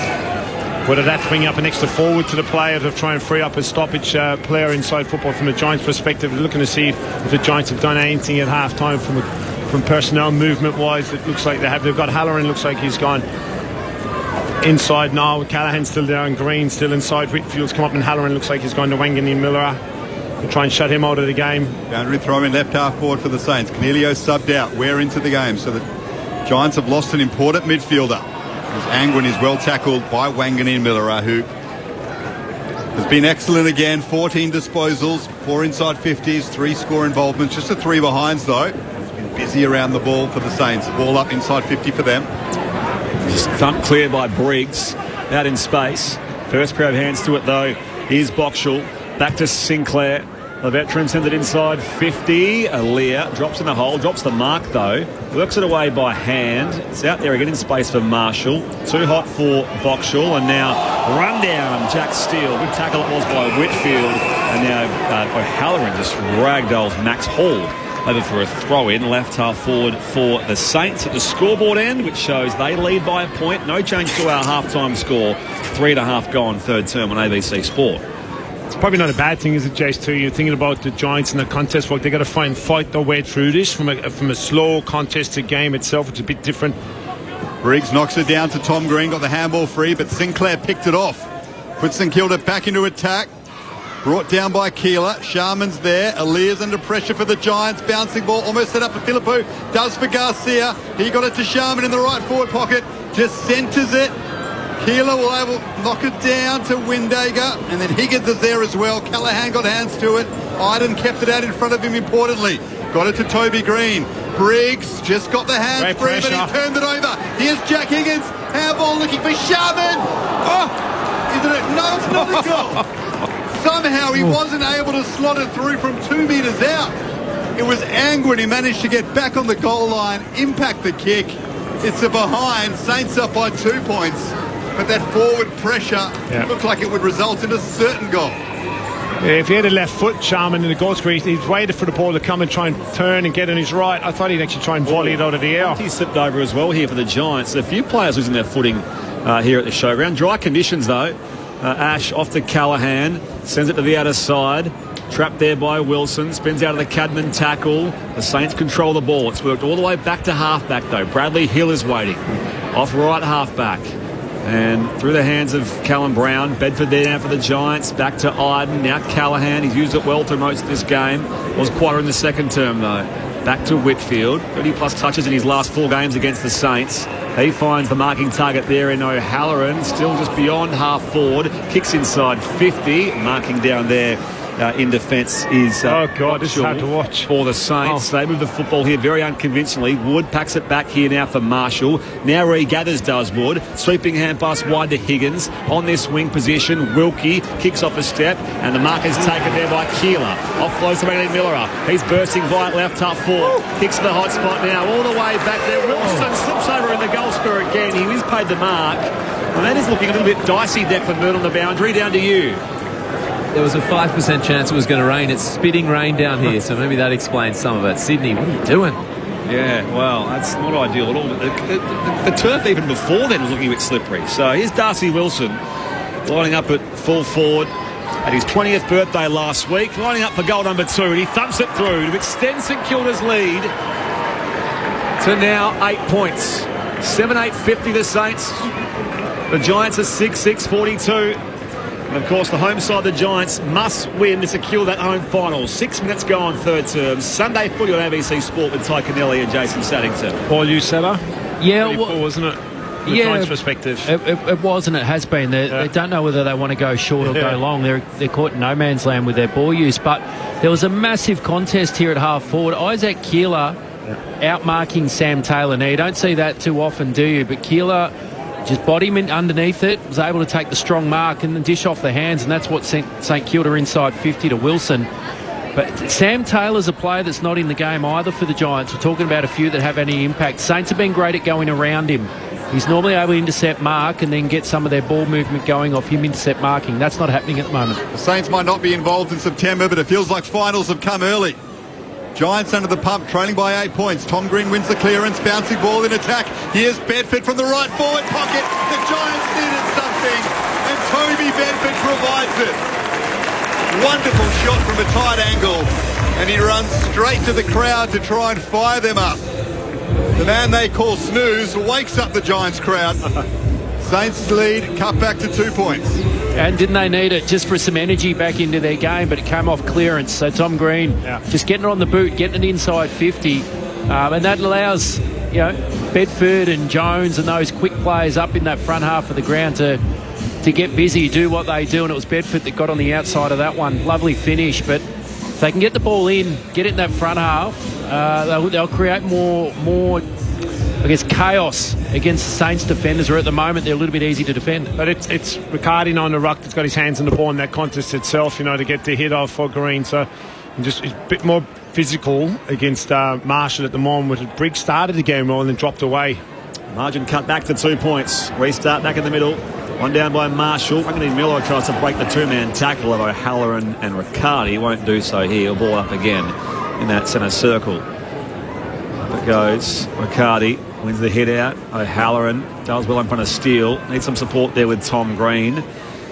Max Hall hits the deck, waiting for it to roll clear, and Zach Jones just pumps it towards half forward. It's been paid to Mason Wood. So Mark has been paid in the contest there with Lekalier. Mason Wood have it 55 from goal here for St Kilda. Offloads back to Sinclair. Points it toward the pocket. Collard wants to sit there. That won't reel it in. Thomas for the Giants. And now Iden. O'Halloran. Hand pass to hot for Fonte. It falls there back to Hall.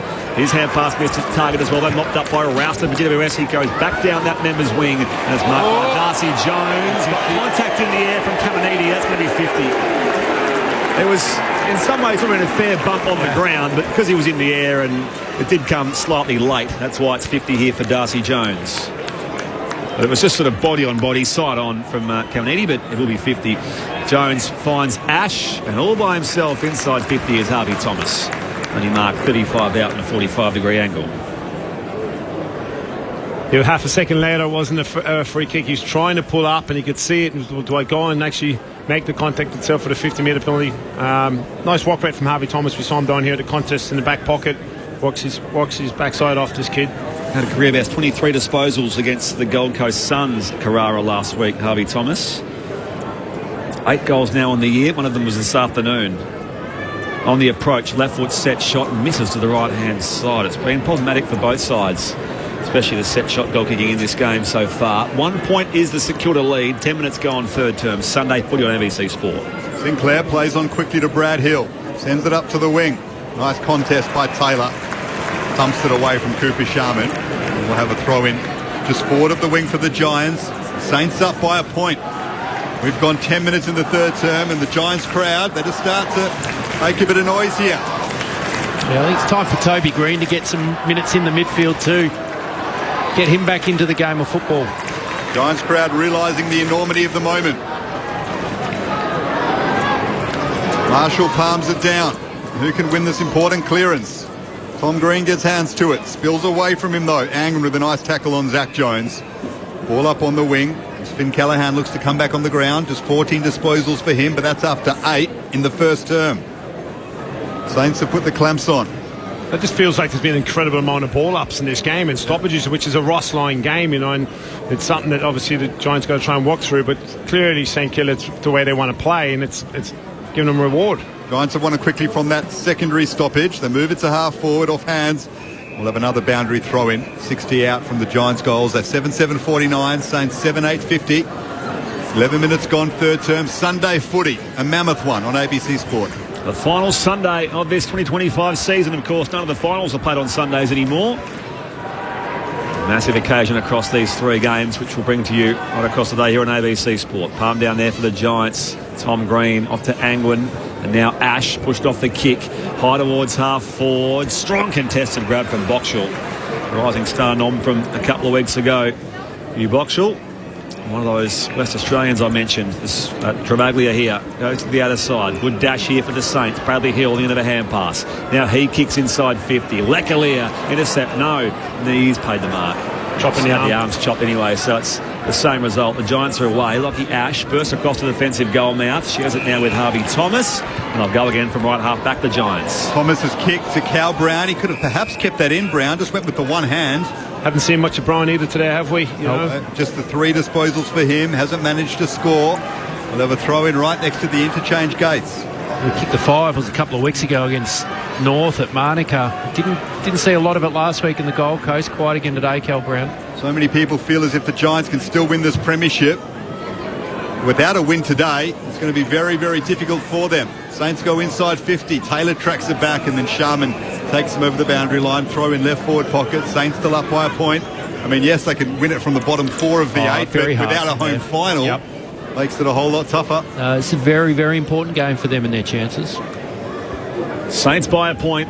13 going third term. Pye tosses it back in. Briggs and Keeler in the ruck. Gathered here by Windhager. Brought to ground by Ware.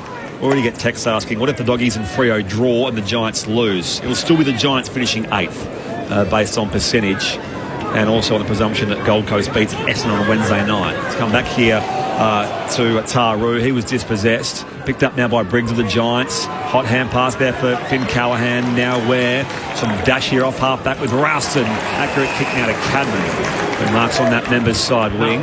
With the Declan Byrne shortly as Pollard floats across. O'Halloran intercepts here for the Saints. Sinclair gives them some run. Out in space, Wagney Miller off to Zach Jones by hand. Down the corridor, he goes. It's spilled there by Phillippo. He follows up, needs some support. He was run down from behind, and the umpire says, yep, good tackle, Lockie Whitfield.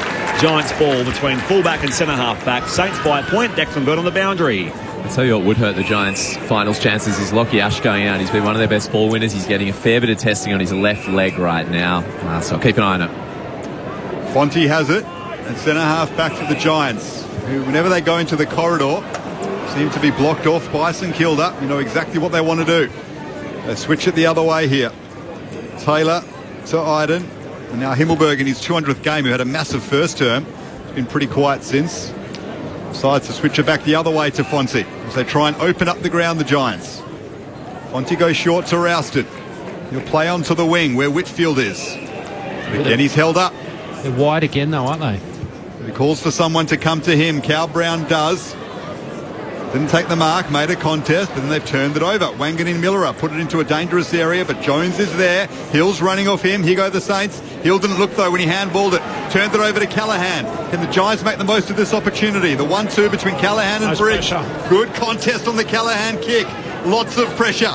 And the Saints have got a hand on it at centre half back. Giants managed to win it back, though. Angwin to O'Halloran. Now Toby Green just throws the ball on the boot. Over his head it goes. Darcy Jones tries to make something happen. Travaglia straight right with him. Jones played for the free kick. And then Garcia's well tackled and wins the free kick at right half-back. This is brilliant, Precious and Kilda. Yeah. They are making the Giants earn every single bit of this. They're out-hustling them. You know, they're just more intent to put pressure on. They're coming hard at the contest. They're getting in the face of the Giants players, really forcing them to rush and panic. Big pack on the outer side. Keeler there for the Saints. Brings it down. Himmelberg scrapping forward as well. Virgin with the football, Taylor. Kick goes nowhere, though. Gathered now by Sharman. St Kilda from that right forward flank. Inside 50. Higgins got good separation there on Callahan, and he marks inside 50 in the right forward pocket. Haven't seen much of Higgins today, so but he'll fancy himself from here. Goal sneak, obviously, you know, he kicked some big goals. But, winning a 1-1 contest there on a big one against Callahan, a stronger body. Nice use of the body, Higgins. Kicked 3 last week, Jack Higgins, against Essendon. Great body movement, he was caught in front and then got behind Callahan. 13 goals in his past 5 games. Will test his distance. Kicks from just beyond 50. Up in the top of the square. Off hands. Waiting for it, Wilson. He snaps. It's marked in the goal square by the Giants defence and Joe Fonte. And he wastes no time. Moves it on wide to Callahan in the left back pocket. Saints still by a point. 7-8 plays 7-7. 16 go on third quarter Sunday. Footy on ABC Sport. Daniel Garb. Giants try and move it out of half-back. Angwin, good kick to find Harvey Thomas. Plays on quickly. They try and break open the Saints' defence. Angwin's kick to Toby Green. Marks opposed to Brad Hill. And the captain just scans the options inside 50 as he moves back to his mark. And I think he'll take a shot here. His team needs the captain's goal badly. It's just a handball there with a handball received to energise the ball and actually get it in fast to a 1v1, which Toby Green and the forwards like, gives you the opportunities that you want, and that's something that they've got to keep doing, the Giants. Toby Green, slightly worse than a 45-degree angle to the left. Will strike this from just outside 50. And the skipper give the Giants back the lead. It's a good-looking effort. It's a Toby Green effort. It's the ultimate captain's goal. His side under massive pressure, fighting for a home final. Toby Green from distance, when all the momentum was against his side, gives them back the lead. They are 8-7-55, Saints 7-8-50. Toby Green with his second of the game. You're right, Ty. Felt like the first time in a long time the Giants have been able to go to a one-on-one contest to advantage of their forward going inside 50. It was Angwin, I think, set up the play. He ran hard to get past Harvey Thomas to get that handball receive, and it is the way they prefer to play the Giants. That allowed Toby Green to just slip out the back, get an advantage on his defensive opponent in Bradley Hill, and the kick was perfect from Angwin. Weighted nicely, 2 Greens advantage, strong mark, good finish, captain's goal, they needed it. The Giants in front for the first time since early stages second quarter. Out of the ruck, Briggs.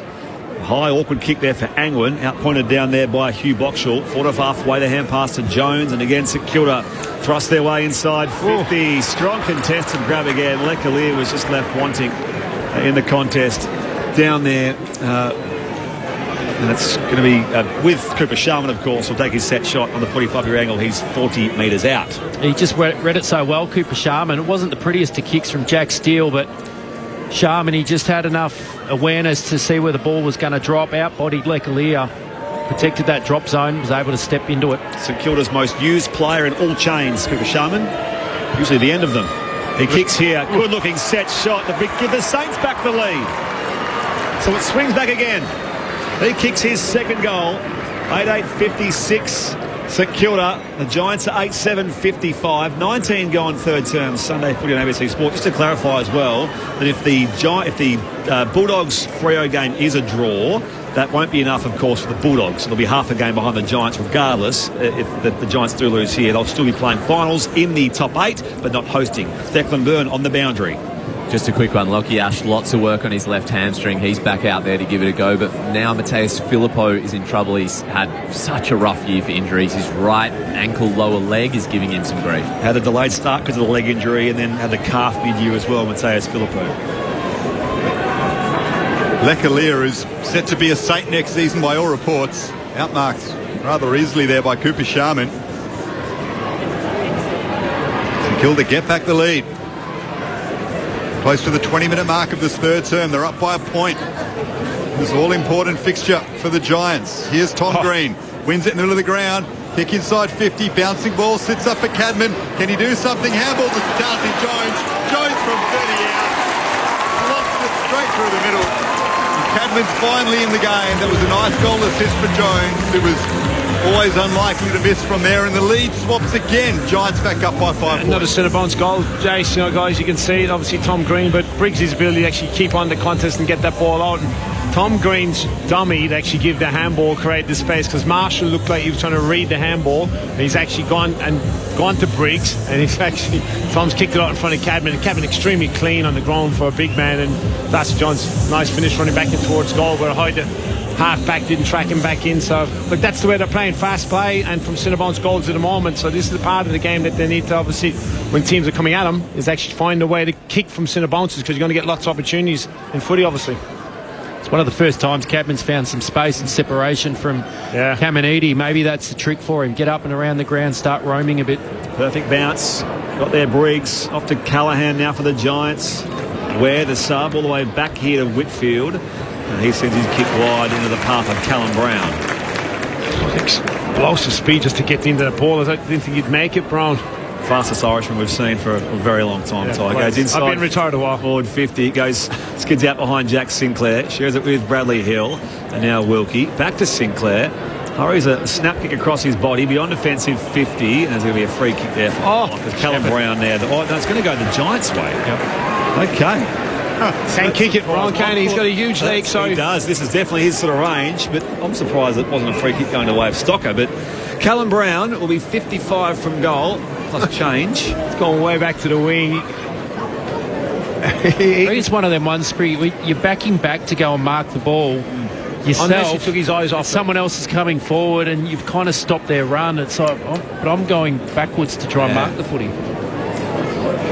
Callum Brown does have a raking right foot kick. Connects from 60 out, all the way there. Pretty straight looking too, is it? No, it's still alive on the line. They're scrapping for it. Worked away in defence by Sinclair. Little 1-2 hand pass. Now Sinclair again kicks beyond defensive 50. The pack there. Great body again. By Sharman. Yeah, his body work on Taylor there, Garby. Sorry. It's a critical grab because it just releases that pressure for the Saints. It'll be filthy, Sam Taylor. He's been outmarked twice. Giants up by 5 points. Sharman's kick to half forward is well marked by Himmelberg. It's likely to come back the other way. Himmelberg switches it to Lekalia. The Giants will try and get some run going. The handball to Whitfield. Now to Ash back on the ground. Seems to be moving okay. To right half back he goes and finds Angwin, who's been one of the key men to get the Giants back in this game. Angwin back to Ash, who takes the bounce. The kick inside 50. The leap is from Riccardi. Gruszewski's there as well. Caminiti wins another contest. Takes it over the boundary line. We'll have a throw in just inside 50, right half forward for the Giants, who lead by 5 points. 23 minutes gone in the third term. Sunday footy on ABC Sport. We've seen 3 lead changes in this third term so far alone. To Declan very shortly as we throw it back in. Right half forward here for the Giants. Briggs out-muscled by Marshall, picked off though by Callaghan. Good smother, recovers the footy, but his kick goes wide of the behind post, out of bounds for a throw-in. Declan Byrne on the boundary. St Kilda have made their sub, so Jack McRae is in for Mateus Philippou, who's been chatting to the Docs really intently and quite descriptively about this right foot issue. It's sort of like the inside of his ankle, so that has done Philippou's day. Jack McRae in. Another injury concern for Philippou, but the replacement is pretty handy in Jack McRae. Boundary throw in deep in attack for the Giants. Zach Jones' kick was smothered. And there is Gruszewski. He's happy to be tackled. We'll have a ball up. About 20 out from the Giants' goals. They're up by 5 points. Late stages of the third term. Both teams have made their subs now. Cornelio out with concussion in the first half. Wear on for him. Now Philippou with that injury. McRae enters the fray. Darcy Jones kicked the last goal. Couldn't gather it cleanly. It falls the way of Hill for the Saints. Exits defensive 50 with a higher ball. Himmelberg's there. Tried to punch it a couple of times. Missed. It still falls away with the Giants. Iden to Callaghan. His kick went backwards. He was under so much pressure. It's now on the wing. Iden tracks it back. Wangan Miller up, as always, with the clean hands. One back for St Kilda. Higgins to Hall. Spins around in the tackle. Handballed forward. Iden made a good contest. Got it back to Whitfield. It's really hot at the moment. Whitfield's kick is clever. Finds Callaghan on hands and knees. Look for Angwin. Angwin left it behind. Keeler got hands to it. Shouts of holding the ball. Got his handball free. It's on now between Keeler and Callaghan. There's feeling in this game. Boundary throw in on the wing. And there's about 5 or 6 bodies piling in now on top of each other. Definitely put some time into Callaghan physically, haven't they? Maybe it's because he rejected the contract at the start of the year. But he's the one that they've really targeted physically. Down it comes here for the Giants. So Halloran's handball bounces back now for Connor Iden, and Ash bounds off half back here. Sharing it with Taylor. Little 1-2 punch there with Lockie Ash. Again, wider still. It's marked by Ware out at left half back. Giants by 5 points here. 25 gone third quarter. Sunday footy on ABC Sport. Again with Callum Brown. We're seeing Lockie Ash get a lot of footy. He's up to the 25 touches, but a lot of it's sideways. He's going sideways, running sideways, kicking sideways. They need to find a way to straighten him up. Brown kick to half forward. Wilkie tussles there with Riccardi. On to Thomas. Off to his skipper, Toby Green. He can snap on the run. And it finds the chest of the man at full forward, Gruszewski. The Giants do go forward effectively. And Gruszewski looking to add to his 2 goals this afternoon and give the Giants a bit of breathing space as we approach three-quarter time. Callum Brown getting his hands on the ball a couple of times that lead up forward, Jason. You're right, Lockie Ash been getting a lot of ball going across the ground, but Brown hitting up a couple of times now, getting his hands on it. As we said, he was having a quiet down, and of course Toby Green getting his hands on the ball. That instance. 3 goals last week. Gruszewski against the Gold Coast Suns. Here he is for number 3 this afternoon. Very important one too. The Giants push ahead. Out by 11 points as we approach the final change. 10-7-67 GWS. St Kilda 8-8-56. 26 and a half played third term. Sunday footy on ABC Sport with Ty Connelly and Jason Saddington. Well, it's a better technique on the finish there from Gruszewski, Garby. I don't know if you watched that one, but you would have been happier with that one, that's for sure. I mean, the good thing for the Giants, so it hasn't been pretty for them. They've had to work hard, and maybe this is the type of game they needed heading into finals too. They obviously need to win this game to to get that home final. They're scrapping away. They're trying to find a way through. St Kilda's testing them really, really strongly, but they've found a way to get 11-point lead here and step their way out. They just need to win the game. So if they can find a way to win the game, not on their terms, I guess that's a positive. Oh, Jesse Hogan, Grzycki has 3 goals. A lot of talk that maybe other clubs will be interested in him come next season, such as the battle to get in this Giants forward line for the youngster. Certainly showing his ability at the moment. We'll have a secondary ball up in the middle of the ground. 3 goals, 2. Again, still probably been their best key forward target. Cadman's been quiet today. Giants up by 11. Here's Wangan Miller. His kick was smothered. Bounces towards Iden, and Jack Higgins with a nice tackle on him. Higgins goalless today. He's set for a 3rd leading goal kicker award at St Kilda. They've done a good job on him. The Giants defence. Riccardi tapped it down looking for Rouston. Rouston fell in the back though with the Saint there. And that is Windhager. So a free kick to the Saints. At centre half forward, Windhager's handball to Windhager. Wangan Miller, sorry. He's well watched and tracked as he tried to bounce free. His kick is impacted. And we'll have a boundary throw in right half forward for the Saints. Still a bit of niggle, bit of a push and shove going on with Wangan Miller, and Rouston put the heavy tackle on. Toss it back in. Giants by 11 points. Riccardi pumps it down here. Rouston had a fresh air shot out of the air, and now it's going to be a free kick going St Kilda's way for a high tackle. Wangan Miller received the football. Yeah, I think Rouston was a bit overzealous. The physicality that came the passage of play before it, he wanted another crack at it. It's inside 50. Both Riccardi and Ware missed it. Gathered now by Marshall. Off here, Boxall slips a tackle. Dumped, and a big tackle by Finn Callaghan. And it goes out of bounds for a throw-in in the right forward pocket for the Saints. 11 points is the Giants' lead. 29 gone, 3rd term. Sunday footy here at a cloudy Sydney Showground. We'll preview Bulldogs and Freo up next. Looks like Rouston's been told to run with Wangan Miller up. And just stop him in his tracks any which way he can. Interesting to watch in the final term as Taylor's kick from that boundary throw-in is marked by Stocker. So the Saints go inside 50 again. In a deep way, Sharman got 2 hands to it. Falls away of Keeler. He stops. Goal for St Kilda. Back to 5 points.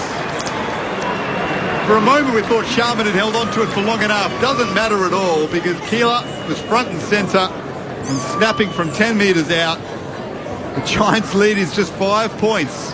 30 minutes gone in the 3rd term. It's been an area of the game they've struggled with the high ball in today for the Giants defenders. Normally they'd swoop them up, and we talk about Taylor having a quiet game, but also Harry in the air. Do you know what I mean? Alex's been beaten in a couple of 1v1 contests, and bar the drop mark, Taylor was out of position, but obviously the crumb from the big fella as well. So it's something St Kilda have consistently done this game, is put it in the top of the square, and they've lost the contest, or halved it, St Kilda have, and getting results from it. Good luck, Lance Collard, sealing that goal. That was well and truly an Isaac Keeler goal. After earlier, his goal of the year contender was just tipped through by his teammate Lance Collard in the first term. On the restart, Riccardi wins it down here. Tom Green competes with Jack McRae. Works it just sort of halfway, but Sinclair off half back now for the Saints. They get some dash going here. Stocker to the outer side, marked by Marshall. 5-point ball game here. 31 gone, 3rd term. Saints go deep towards half forward. Wilson marks just on that boundary line. Can they get one more here before 3 quarter time? Comes back inboard now for Windhager. He's still 65 from goal. Options are plenty inside 50. To the hot spot now. It was 2 deep over the head of O'Halloran. Down there, Thomas wrapped up by Jones, and will throw it back in left full forward for St Kilda. 10-7-67 the Giants. The Saints are 9-8-62. 31 and a half gone here in the 3rd term. Some murmurs around the stands here, the showground. Giants fans feeling pretty tense at the moment. Late stage of the 3rd term. Here's Wilson, throws it on the boot. The Saints have the lead. It's a 3rd for Darcy Wilson. Rove the boundary throw in superbly. And the Saints with back-to-back goals on the stroke of 3 quarter time. Keeler and now Wilson, and they lead by a point. with just seconds remaining until the final change. The stoppage work's been elite. The way they've actually been working in the smalls, I'm talking all game. It's been a joy to actually watch the mids and forwards working in not just forward 50 stoppages, but even between the arcs. Their ability to work and block for each other, they're all on the move, which is very, very hard to stop, and they're getting opportunities like this, and nicely finished. But certainly at the game and watching it live, the blocking and movement from St Kilda's mids and forwards has been absolute elite. And clearly we know Ross Lyon is a stoppage coach and wants the team to play, but is certainly playing that way with a lot of reward. So St Kilda, as was the case at half-time, lead by a point. With just seconds left in this third term. Riccardi down to Finn Callaghan. Quick clearance here for the Giants. A little too wide there from O'Halloran. Slaps it back here to Thomas. Tom Green, hurried ball. High kick towards half forward. Time might just beat them. Toby Green slides in. There as well, Toby Bedford. Tackled out the ball there. It's going to be going... time siren, so no free kick coming here from Bedford, even though he's 60 out, so he's beyond Bedford distance anyway. And this is an enthralling contest, which St Kilda leads by a point. Of course, for the Giants, it's pretty simple. Win, get a home final. Lose, probably will still play finals, but it all depends on how the results match up here. But it looks more than likely, based on their percentage at least, they will be in the top 8. But a home final, of course, most important for the Giants. In this game so far, 3 goals for the Saints, Darcy Wilson. 2 goals each for Sharman, Collard and Filippo, who's been subbed out with a leg injury in that third quarter. And the single goal there for Keeler as well in that third quarter. So far for the Giants, 3 goals each. In fact, 3 for Krajewski, 2 to Toby Green, 1 to Jones, Thomas, Himmelberg, Rouston and Bedford also on the board as well. So the Giants kicked the first 4 goals of the game. The Saints got in front midway through that second term. The lead did swing 3 times in that third quarter. The visitors lead here by a point at the final change here at the showground. Across ABC Radio, News Radio and the ABC Listen app, we'll set the scene at Docklands next. The summer of cricket has arrived early. Clubs it straight down the ground for 6. He's on the pull shot. Boy, did he get that. White ball cricket takes centre stage in the top end as Australia take on South Africa. Shout for leg before, finger goes up. And it's on now on the ABC Listen. Down the pitch, there we go. Bang. Every ball live. Just click on the cricket button. This is the 2025 AFL Premiership season on ABC Sport. Offloads to Manny Miller. He's bursting by it left up forward. Kicks to the hot spot now. All the way back there. Wilson slips over in the goal square again. He is paid the mark. Lining up at full forward at his 20th birthday last week. Lining up for goal number 2. And he thumps it through to extend St Kilda's lead. Tom Green wins the clearance. Bouncing ball in attack. Here's Bedford from the right forward pocket. The Giants needed something. And Toby Bedford provides it. Wonderful shot from a tight angle. And he runs straight to the crowd to try and fire them up. Plays on quickly. They try and break open the Saints' defence. Angwood's kick to Toby Green. Marks opposed to Brad Hill. And the skipper give the Giants back the lead. It's a good-looking effort. It's a Toby Green effort. St Kilda's most used player in all chains, Sharman. Usually the end of them. He kicks here. Good-looking set shot. Give the Saints back the lead. Here's Tom Green. Wins it in the middle of the ground. Kick inside 50. Bouncing ball. Sits up for Cadman. Can he do something? Handballs it to Darcy Jones. Jones from 30 out. Lost it straight through the middle. Wilkie tussles there with Riccardi. Onto it, Thomas. Off to his skipper, Toby Green. He can snap on the run. And it finds the chest. The man at full forward, Krajewski. The Giants do go forward effectively. Krajewski looking to add to his 2 goals this afternoon and give the Giants a little breathing space as we approach 3/4 time. 3 goals last week. Krajewski against the Gold Coast Suns. Here he is for number 3 this afternoon. Very important one too. The Giants push ahead. Saints go inside 50 again. In a deep way. Sharman got 2 hands to it. Balls away of Keeler. He's not goal for St Kilda. Back to 5 points. Late stage of the third term. Here's Wilson. Throws it on the boot. The Saints have the lead. It's a third for Darcy Wilson. This is ABC Sports coverage of the AFL. On your radio. ABC Sport Digital. And on the ABC Listen app. The Saints lead the Giants here by a point at the Sydney Showground 3/4 time. Massive day and night of footy here on ABC Sport. Doesn't get much bigger between these two teams coming up next. The Bulldogs and Fremantle, and Matt Clinch can set the scene for us there at Docklands. Clinchy. Spriggy, good afternoon to you. You've set it up beautifully. It's win and you're in for finals for either the Western Bulldogs or Fremantle in 2025. Losing, you're cheering for the Bombers to try and get an upset win against the Suns on Wednesday night. Both sides have spent 12 weeks inside the top 8 this season. The Dogs have been running the gauntlet over the last month, having won their past 4, and Luke Beveridge's side has made the one change with small forward Arthur Jones coming in, replacing Riley Sanders. He will start as the sub this afternoon. The Dockers could have booked their spot in September at home last week, but they went down to the reigning premiers and now find themselves in a familiar position, needing to win in the final round to feature in their second final series in a decade. Hayden Young returns, having missed the past 2 with a groin injury for Nathan O'Driscoll, while Nat Fyfe will again be the sub for the 3rd time since returning in round 22. Just the Dockers' second trip to Docklands for the year. They lost to the Saints back in round 8, while the Bulldogs had 10 wins and 2 losses so far this season. Our back row is packed. Hall of Famers Brent Harvey and Nathan Burke. Ben Cameron to call the action alongside me with Lauren Borden down the boundary. 3:15, the opening bounce between the Bulldogs and the Dockers. We'll get you there as soon as we're finished here. Thank you, Clinchy. Massive game for those two sides. And you speak about finals quality footy, Tyconelli and Jason Saddington. Of course, that is a finals scenario for those two teams. The Dogs and the Dockers coming up next. Of course, Brisbane Hawthorn at the Gabba later on to determine the final place in that top 4. And by the way, there were 4 lead changes in that third term here at the showground. The Saints by a point.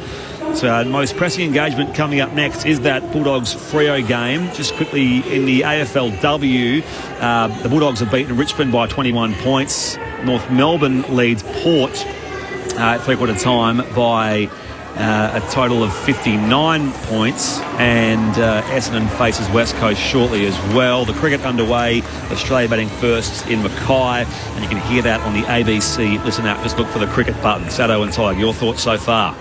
Well, St Kilda at their competitive best so far this game, and again through that quarter they just shutting the Giants down, but it was an arm wrestle, that's for sure. A couple of minutes of momentum for the Giants, get a few goals on the scoreboard. We're a bit back and forth, but the Saints are just shutting down everything the Giants are trying to do, and they're creating opportunities themselves. So we're in for a massive final quarter. They've certainly challenged the Giants in this game. St Kilda have won some close games, 4 close games in a row. Tom Green with the clearance, it was smothered, now socked away by Wanganeen Miller. On the drop here for Hugo Garcia. Just thumps it deep inside 50 now for St Kilda. Sam Taylor in the contest. Can't take the mark. Lecalier in some space. Controls it now with Whitfield on the 45. He kicks wide to find his captain at left half back. Here's Toby Green. Windhager running with Callaghan. Rouston running with Wanganeen Miller. A couple of big tags and some superstars as Toby Green sends it up to the wing in Taru. It's prodigious talent coming through at the Saints. Takes the intercept mark on the wing. That's his specialty. Goes short now to Windhager. That was barely 15. He spins around. Kicks to half forward. Keeler with the big jump. Brought it to ground, but only as far as Whitfield, who has it at left half back. He does the 180 and finds Kieran Briggs.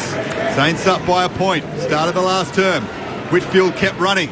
Got it from Briggs and kicks to Brown at half forward. Worked under it neatly by Wilkie. Far too good in that contest, Wilkie. Gets it back from Sinclair. And they move it to Wilson, who has 3 goals to his name at centre half back. There's a hand pass to Marshall. Back out wide here for Windhager. Now back to Marshall. The middle of the ground they go. Darting away Wilson. Hand pass over Cook though. It falls to Keeler. And now Max Hall tries to reach for it as well. Lecalier was dispossessed in the tackle of Steele. Hall the hand pass to Keeler for the Saints. Sweeps it very wide now. Sharman. Back to Wilson. Snaps from 45. Pulls it to the left-hand side. It's dropped down there by Fonte in defence. He's competing with Higgins. Slapped away by Lecalier. Coming in again is Wanganeen Miller. And the umpire says, give it to me. Ball up at left full forward for St Kilda, who lead by a point here at the Sydney Showground. 2 gone, final terms. Sunday footy on ABC Sport. The Giants' deep defenders have had to scrap real hard. Briggs down to Tom Green. They need the clearance here. The Giants. He's turned it over though to Sinclair. Got it to Steele. They work it out to Hill just outside 50. Now Stocker. They keep going backwards. Caminiti heads towards the pocket. The leap from Wanganeen Miller. That's a good grab down there by Finn Callaghan. 2 of the superstars of the competition going at it. Callaghan wins out. A few million over there on that contest. Callaghan saying notice and Kilda allowed for all that money to go to Wanganeen Miller perhaps. You beat him in that contest crucially. And now they can move, the Giants. Jones won it on the wing, got it to Bedford. Now to centre half forward, they've got space. Toby Green from 45, straight in front. Puts it through. Toby Green with 3 goals. Giants back up by 5 points, and it all started with a critical mark by Finn Callaghan in the back pocket. And from there, Callaghan, he was held up. He had to go down the line. Cadman gave a great contest. We've been critical of him today. I'll mention how he hasn't had much influence, but he gave a great contest out in the wing, won the free kick. Giants had the advantage off that and were able to go quick. And that's what allowed Toby Green to be free, sort of across half forward. It was a nice hit, I think, from Bedford or Jones to find him. Toby Green, actually it was Rouston in the end, was it? To find Toby Green all free. He played on and obviously got the nice goal in the end, but it was the first time again for a long time that they've been able to get some ball free in that front half. 5th lead change of this second half, a 3rd goal for Toby Green. On the restart, Briggs and Marshall. Briggs missed it, now follows up, throws it towards Anglin. Big bump for Windhager, dispossessed him, but the ball falls there for Rouston. Goes forward halfway and finds Cadman. He enters the game. Had an impact, Ralston, hasn't he? You know, in that the third quarter, second half, he obviously came in with the Canelio out. You know, he's in good form. Clearly last week kicking the goals, but now as a midfielder, Callaghan's getting some attention. Yeah, isn't he? He's getting, as long as he doesn't get frustrated and does do something silly, that's what you'd be worried about as a coach and obviously the football club. He's got more composure than that to do that, I'm sure. Quiet day so far for Aaron Cadman. A left foot kick from 52 and it hits the post. So the Giants are out by a kick. 11-8-74. St Kilda 10-8-68. Marshall's hobbling in back play as well. So one for Declan Byrne to keep his eye on. 4.5 gone, final term here at the Shogun on ABC Sport. He's getting the Windhager treatment, is Callaghan. We've seen him do that to Nick Dacos this season. That caused some controversy. Now it's coming the way of the Flying Finn. Giants have won it back crucially at half forward. Angwin into the pocket. Cal Brown with the lead. Both hands. Will have a boundary throw in next to the behind post. Giants up by 6 points. Callaghan and Windhager still going at it. Down to Declan Byrne. Yeah, Windhager and Wanganeen Miller are housemates. They're looking out for each other, going head-to-head with Green and Callaghan. But Rowan Marshall, after putting it off, is finally coming off. He's limping. He's in a fair bit of pain. Both teams have made their sub. Emilio a head knock. Filippo with a leg injury. Angwin shrugs the tackle of Max Hall. Hand pass was fired there towards Boxall, though, for the Saints. Intercepted. Now intercepted again by Tom Green. High snap toward the goal line here. And Riccardi can't control it. It's the Saints. The Giants now out by 7 points. Wilkie plays on quickly with a kick out to find Sinclair. So home side by 7. 5.5 played, final turn. Massive last quarter coming up. Sinclair finds Wanganeen Miller at centre half back. Has a bounce and plays on. Wilson's in space. 51 out for his 4th goal of the game. Darcy Wilson. The biggest game of his burgeoning AFL career. 4 majors. And the Giants lead is back to a point. Wanganeen Miller are bouncing them off half-back. Accurate kick to Wilson, and he did the rest inside a vacant 50. It has been a piece of their game today. They've played very straight, and certainly from kicking St Kilda, there's another example of it actually playing straight down the middle of the ground from a kick in. And obviously when Wanganeen Miller gets his hands on the ball, he's going to use it, and the space was out the back. He played on, didn't hold himself up, and allows the forwards obviously to go Wilson in this instance. The nice finish, kick across the body again instead of straightening up, and game on. Well, the Giants were fast asleep from the behind. I mean, how Wanganeen Miller had that much space in the middle of the ground on his own. He should have no space. They were just absolutely asleep. Once he got the ball in the middle, it was all over. Giants by a point after Darcy Wilson's 4th major. Briggs palms it down over his shoulder. Steele there first for the Saints, and now Keeler with his hurried kick to the outer side. Chasing after it, Boxall with Angwin. Jones bursts by in the lid. Slips over for the Giants. Hand pass comes to Himmelberg. He evades Wilson. Handball dicey there for Lockie Ash. Just thumps it down the line now. Bounce towards half forward. Sinclair mops up first for St Kilda. Turns Bedford inside out. Back now towards Keeler. Can they get some run going off half back? Now McRae the sub. He does find a target in Boxall on the outer wing here of the showground. Boxall to half forward. Coming across his Taylor did well. Impacted the contest. Won it back himself. Jones handball though is shut down. Falls the way of Sharman. Good second effort by Jones. He realised his error, and his tackle back on Sharman was excellent. Caught him holding the ball. Game's opened up a bit now here, so this should suit the Giants. St Kilda pressure's been great, but the game, the more it's open, the more it's going to suit the Giants. Himmelberg to Tom Green, O'Halloran, and now Lockie Ash. Giants up by a point. Lockie Ash with a deep ball inside 50. Off hands, Taru cut across, and now takes it over for a rush behind. The Giants lead is 2 points. 8 minutes got in the final term. What a start to a mammoth Sunday footy on ABC Sport this is. You're right, Ty. In terms of the way they'd normally play, if it's open, it should suit the Giants. But I reckon St Kilda's been better with the pressure than the Giants. The Giants haven't been great at coming forward and put pressure on the ball carrier. So if they don't improve that part of the game, and the Saints keep the pressure game up, I reckon they're the ones that will find their way through easier. Ball's with Zach Jones at right half back. He'll be playing his last game in the AFL as well. Zach Jones, no contract for next year at the Saints at least. Sinclair pulls it now infield. It was too deep down there for Max Hall. Ralston such to advantage now. Ash out to beat the football. Picked off though by the Saints. Now it comes to Max Hall, who fires on goal for 45. And St Kilda takes back the lead again. It was the Saints tsunami that time. They lead by 4 points. 9 gone, final term. Sunday footy here on ABC Sport. An absolute humdinger here in the Harbour City. Just another example, Jace. You said a lack of pressure on the ball carrier. They're able to do what they want. Again, from a kick in, but that instance, it was here at half back and there was no pressure on him. Lockie Ash coughs the pill up with a ground ball and a nice finish. It just looks like there's a little less urgency in what the Giants are doing. Even there, Ash, I mean, he just picks it up and just, throws it away to the Saints. It's not the energy game that they brought last week against Gold Coast, where they attacked Gold Coast. They were into Rowell and Anderson. They didn't let get any ball. Their pressure was through the roof. They haven't got that at the moment. Down to Declan Byrne on the boundary. Marshall back out there, as you can see, but Wanganeen Miller is off, cramping right quad. He's got that much of it. Saints up by 4 points. Big goal by Max Hall. 9.5 gone in the final term, and they win it back in the middle through Zach Jones. His kick wasn't great though, fell the way of Ash. The 1-2 with Tom Green. Giants back into attack now. Over the head of Taru. Quick hands from Cal Brown. Got it to Grudzinski. Poked it over the top of Bedford, but Taru read it well. Got back and impacted the contest, and 5 Saints run to him. Let's say well done, rookie. He's had a good game, hasn't he? He just reads it so well. Yeah, we just competed and he looks like he's going to be a good player, isn't he? Boundary throw in, right forward pocket for the Giants. Saints up by 4. Back in it comes.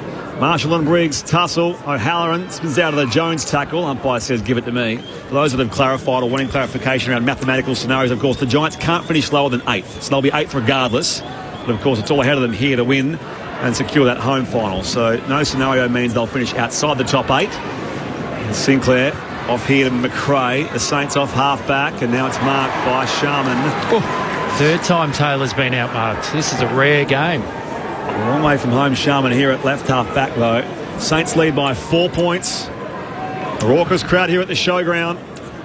The outer side, Alir floats up and marks. The ball is probably out of bounds anyway, but it's going to be a Giants ball at right half back, just behind the wing. He does retreat though towards the D50. Harry Himmelberg in his 200th game. All the way across here, absolute flower bag of a kick. Arrives now there for the Saints. Can't see it. Pass off to Wilson, runs in, open goal and dribbles it through for his 5th. 5 goals for Darcy Wilson, and St Kilda's out by 10 points.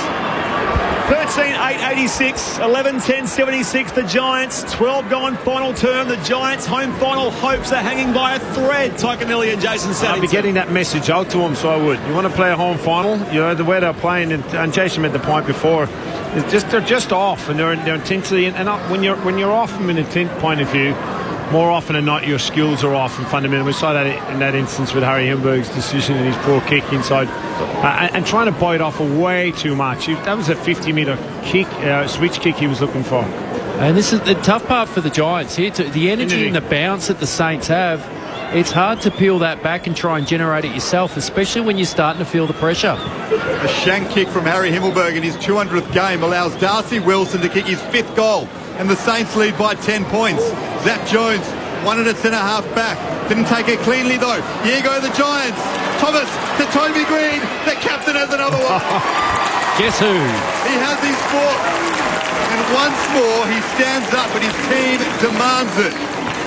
The Saints lead, cut back to 4 points inside 10 seconds of their last goal. Crucial win in the middle of the ground. I'm not sure of the numbers, Garby, but the centre bounce clearances and Briggs, how many he's taken out on Marshall for the game themselves, the two ruckmen. With the game now, centre bounce is becoming ball ups, and it's allowing ruckmen to do instead of him running and jumping. It was just a wave of numbers, wasn't it? Unselfish play from Harvey Thomas to give it to the captain running in towards goals. And you're right, Jason, that bloke just knows when to get his hand, get involved and get around the ball. Toby Green, and he's star for a long time, and he's kicked a couple running back in side of forward 50. But again, from the centre bounce, and they've scored quite a few centre bounce goals today.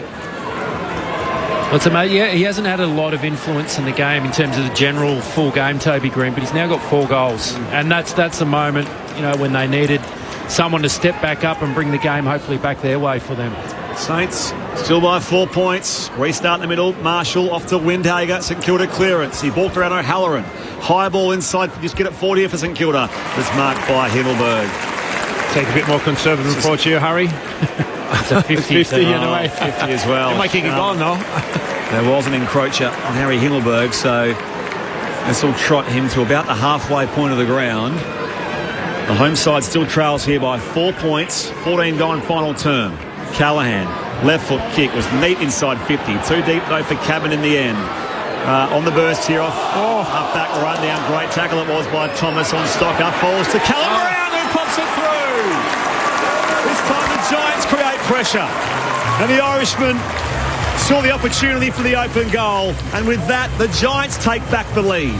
13-10-88. St Kilda 13-8-86.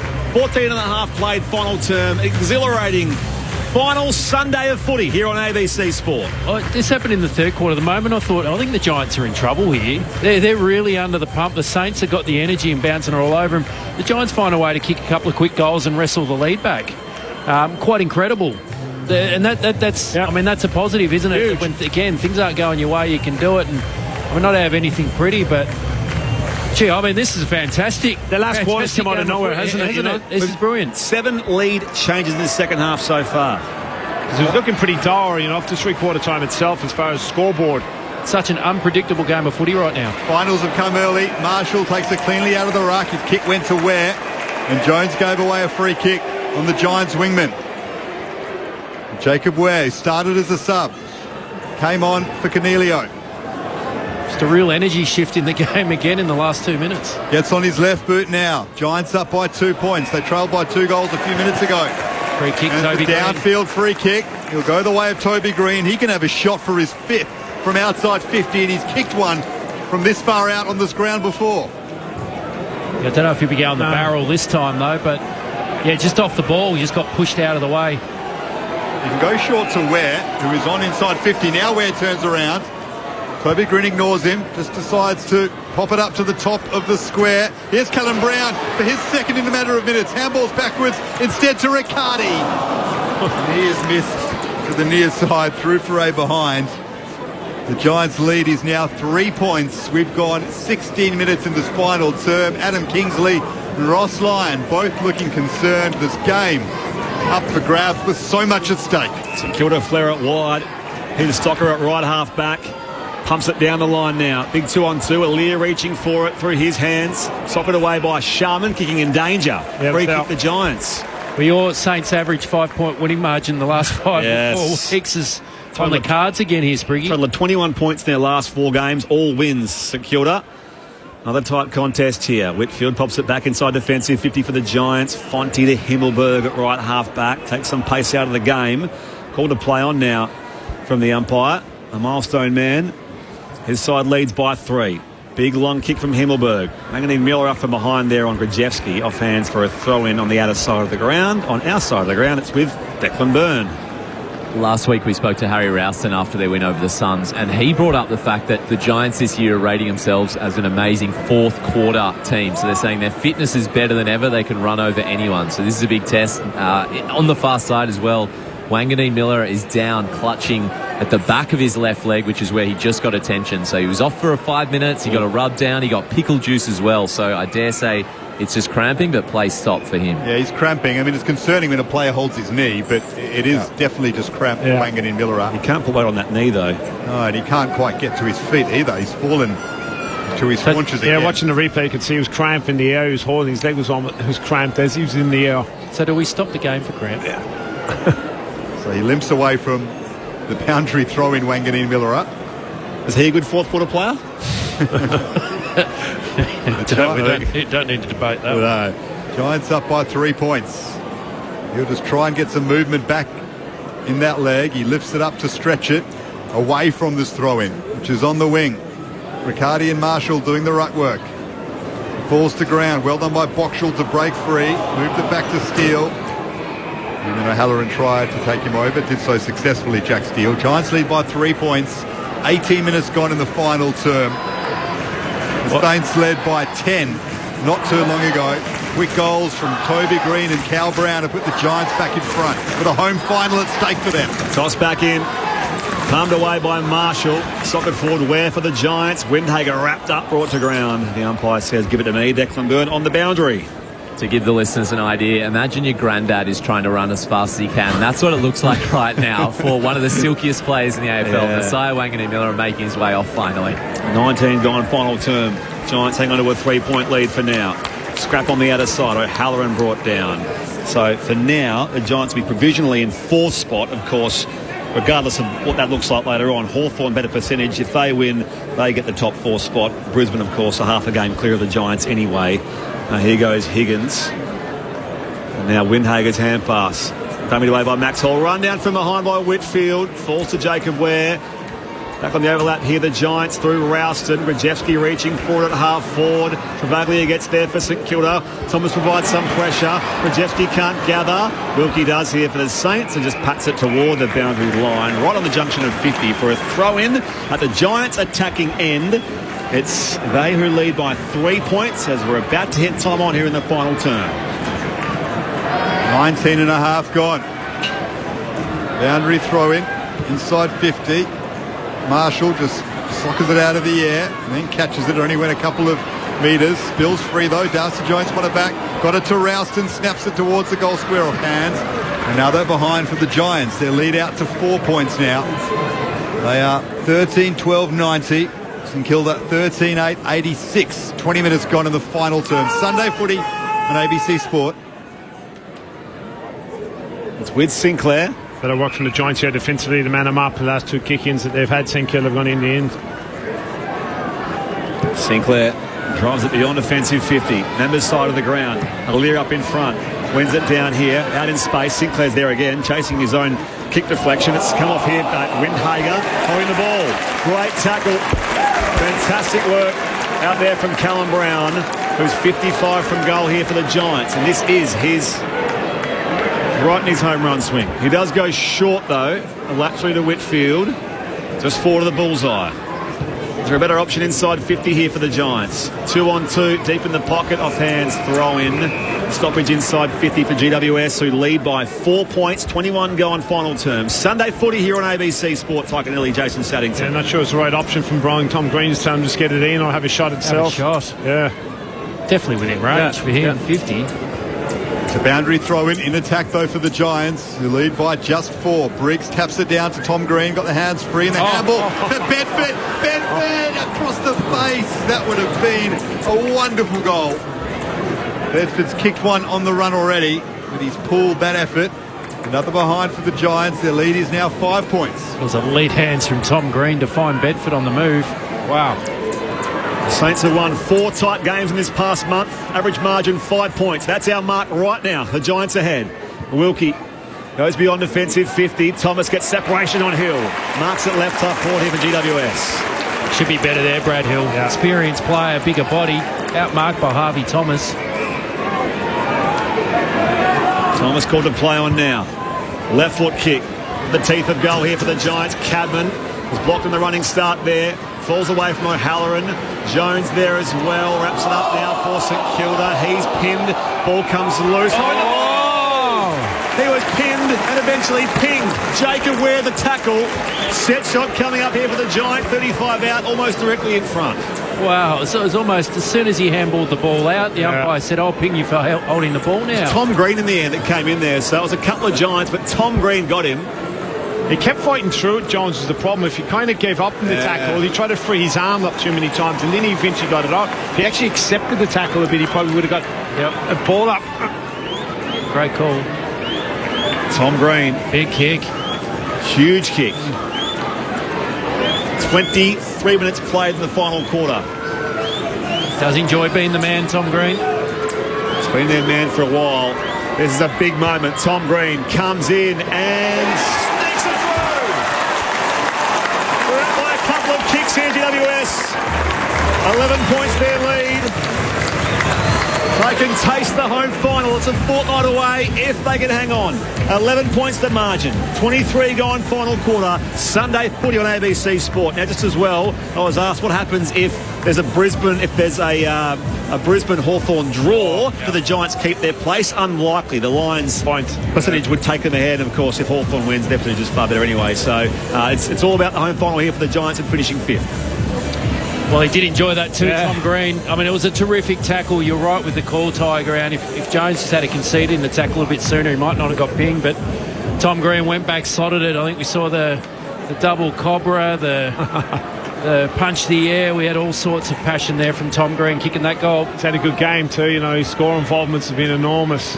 19 contested possessions, fought hard. Yeah, with 29 touches, 10 score involvements, and now a big goal. Giants up by 11 points. Tom Green, as the leaders they get in the AFL, showing why. But the Saints are still in this. Windhager on the wing has taken the mark. Still plenty of time. The Saints have not gone away all game. They go inside 50. Cutting across is Himmelberg. A big spoil in his 200th game. A throw in just outside 50, left half forward for the Saints, down to Declan. Nasai is still getting work on both those legs now. He's had 5 bottles of pickle juice. They had 6 staff members plus Brad Hill helping out, so all hands on deck to try and get him back out there. It's hard work carrying your cash to the bank, so it's a big week of walking over those legs, taking it to the bank. Here's the sub in McRae, spins away from the contest and finds Max Hall. This game is far from over. Max Hall has marked it, 35 out. He's on a tight angle to the left. He's already got 1 goal this afternoon, and he can bring this back to within a kick. Yeah, we shouldn't sound surprised, Garby. You're right. You know, the change of in scores the second half, certainly. In this last quarter, the game's opened right up. Lovely work from Jack McRae, showing all of his experience. Find some space away from that stoppage. And hit up Hall. From a tight angle. Making some noise. Max Hall silencing them. What a finish, youngster. He's got 2. The Giants lead back to 5 points. Well, it's the unreadable game. You don't know what's going to happen. The momentum shifts have been huge. It looks like a team's getting on top with all the energy. Giants look like maybe they've just done enough to start to put this game away, but here come the Saints again. What a finish, Max Hall. Wanganeen Miller are coming back on the ground too, heading forward. I mean, if you're Connor Iden, you're watching him come back out in the ground, you're getting nervous, aren't you? What a player to throw forward who's cramping away.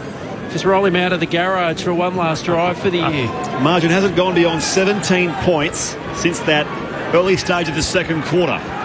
It's been a seesawing game with 7 second-half lead changes. Might there be one more in the offing? 26 gone final term. Giants out. 5 points. Restart in the middle. Marshall wins it down through the legs of Callaghan. Mopped up by Tom Green. Giants win the clearance. Towards half forward it goes. Toby Green reaching for it now. Sinclair did well. Coming in, hand pass back to Bradley Hill. Dispossessed by Jones. Loose ball mopped up by the Saints in defence. Sinclair can rebound for them now. And he finds Jack Steele. The Saints can get going. Steele with the looping handball over the top to McRae. The half forward finds Sharman. A couple of kicks from goal. Saints into the pocket. The Sharman kick. Higgins couldn't take the mark. Himmelberg did brilliantly. Aaliyah got it back. Lockie Ash's kick is marked by Sharman. Well done, Himmelberg. Huge contest. But inside 50, the Saints go again. Sharman to McRae.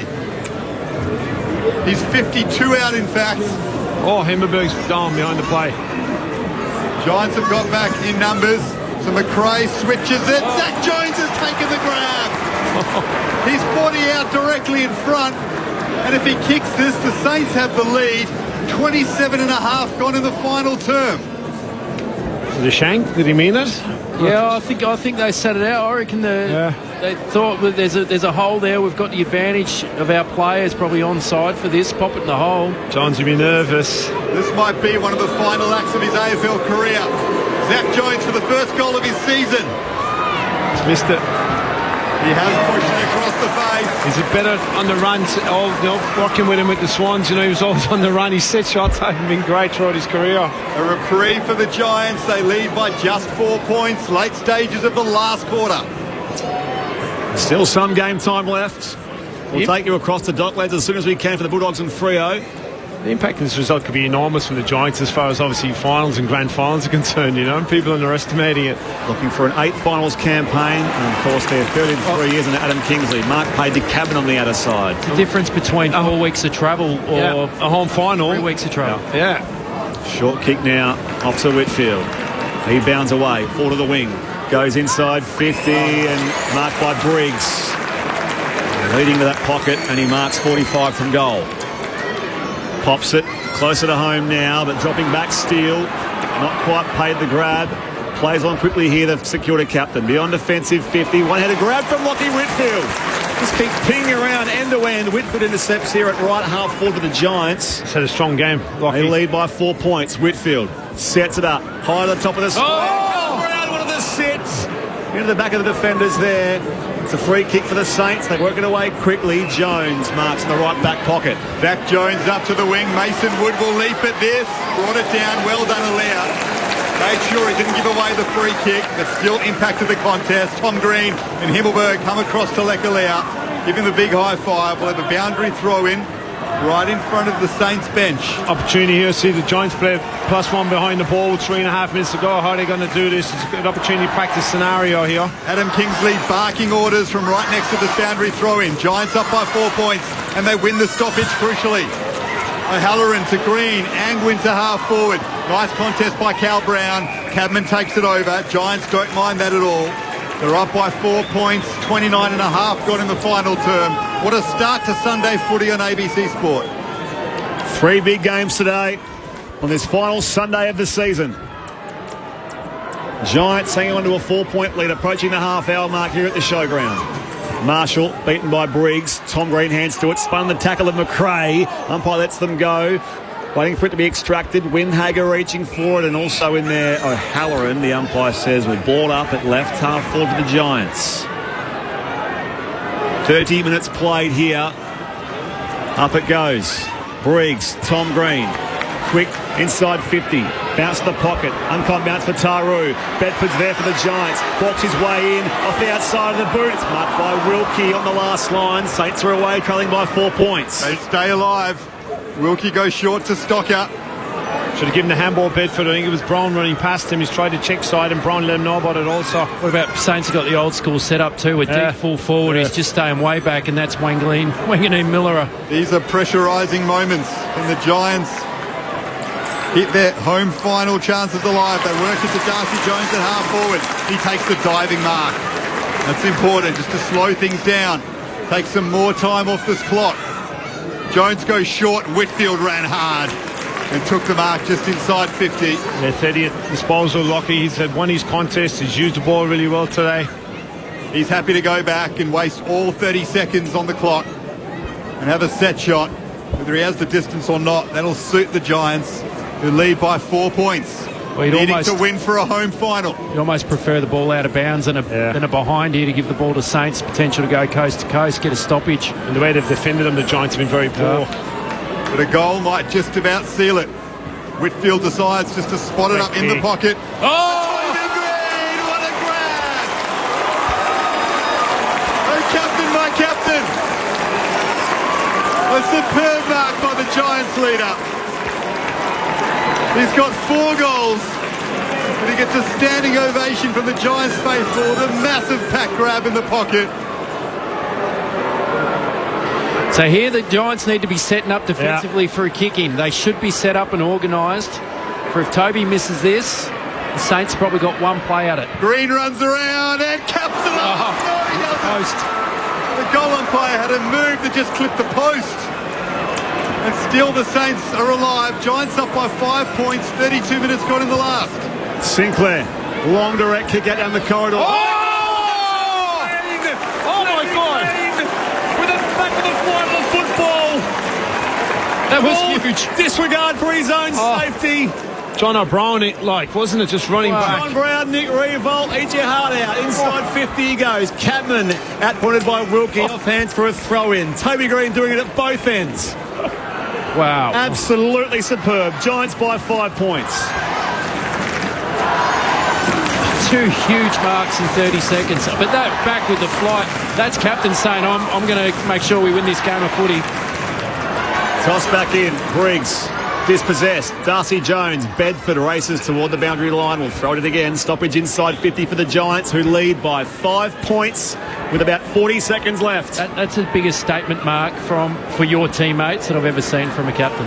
Wanganeen Miller are down at the other end of the ground. He won a game for his team on his own a few weeks ago.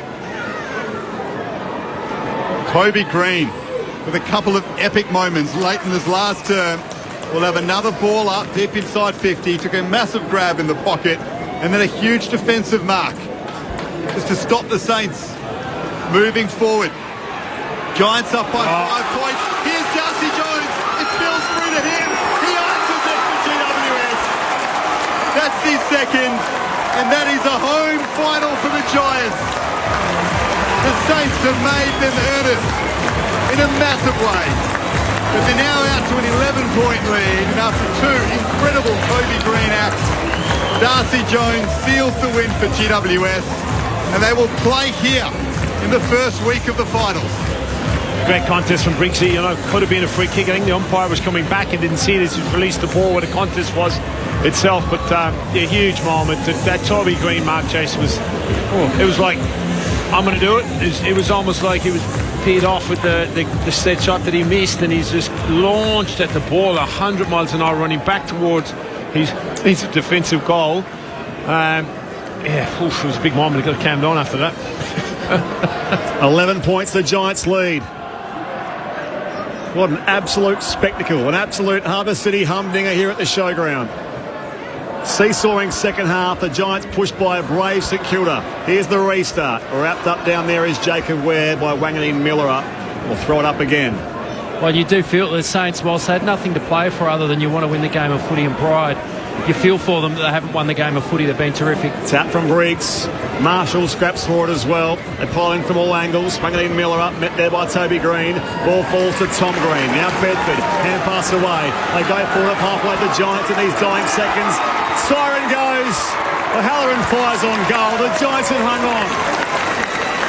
Against the brave St Kilda, they were tested all the way in a true showground showstopper, and they'll come back here in a fortnight's time for a home final. 11 points is the final margin. This crazy day continues. This round 24 roller coaster. Next stop, Docklands. Over to you, Matt Clinch.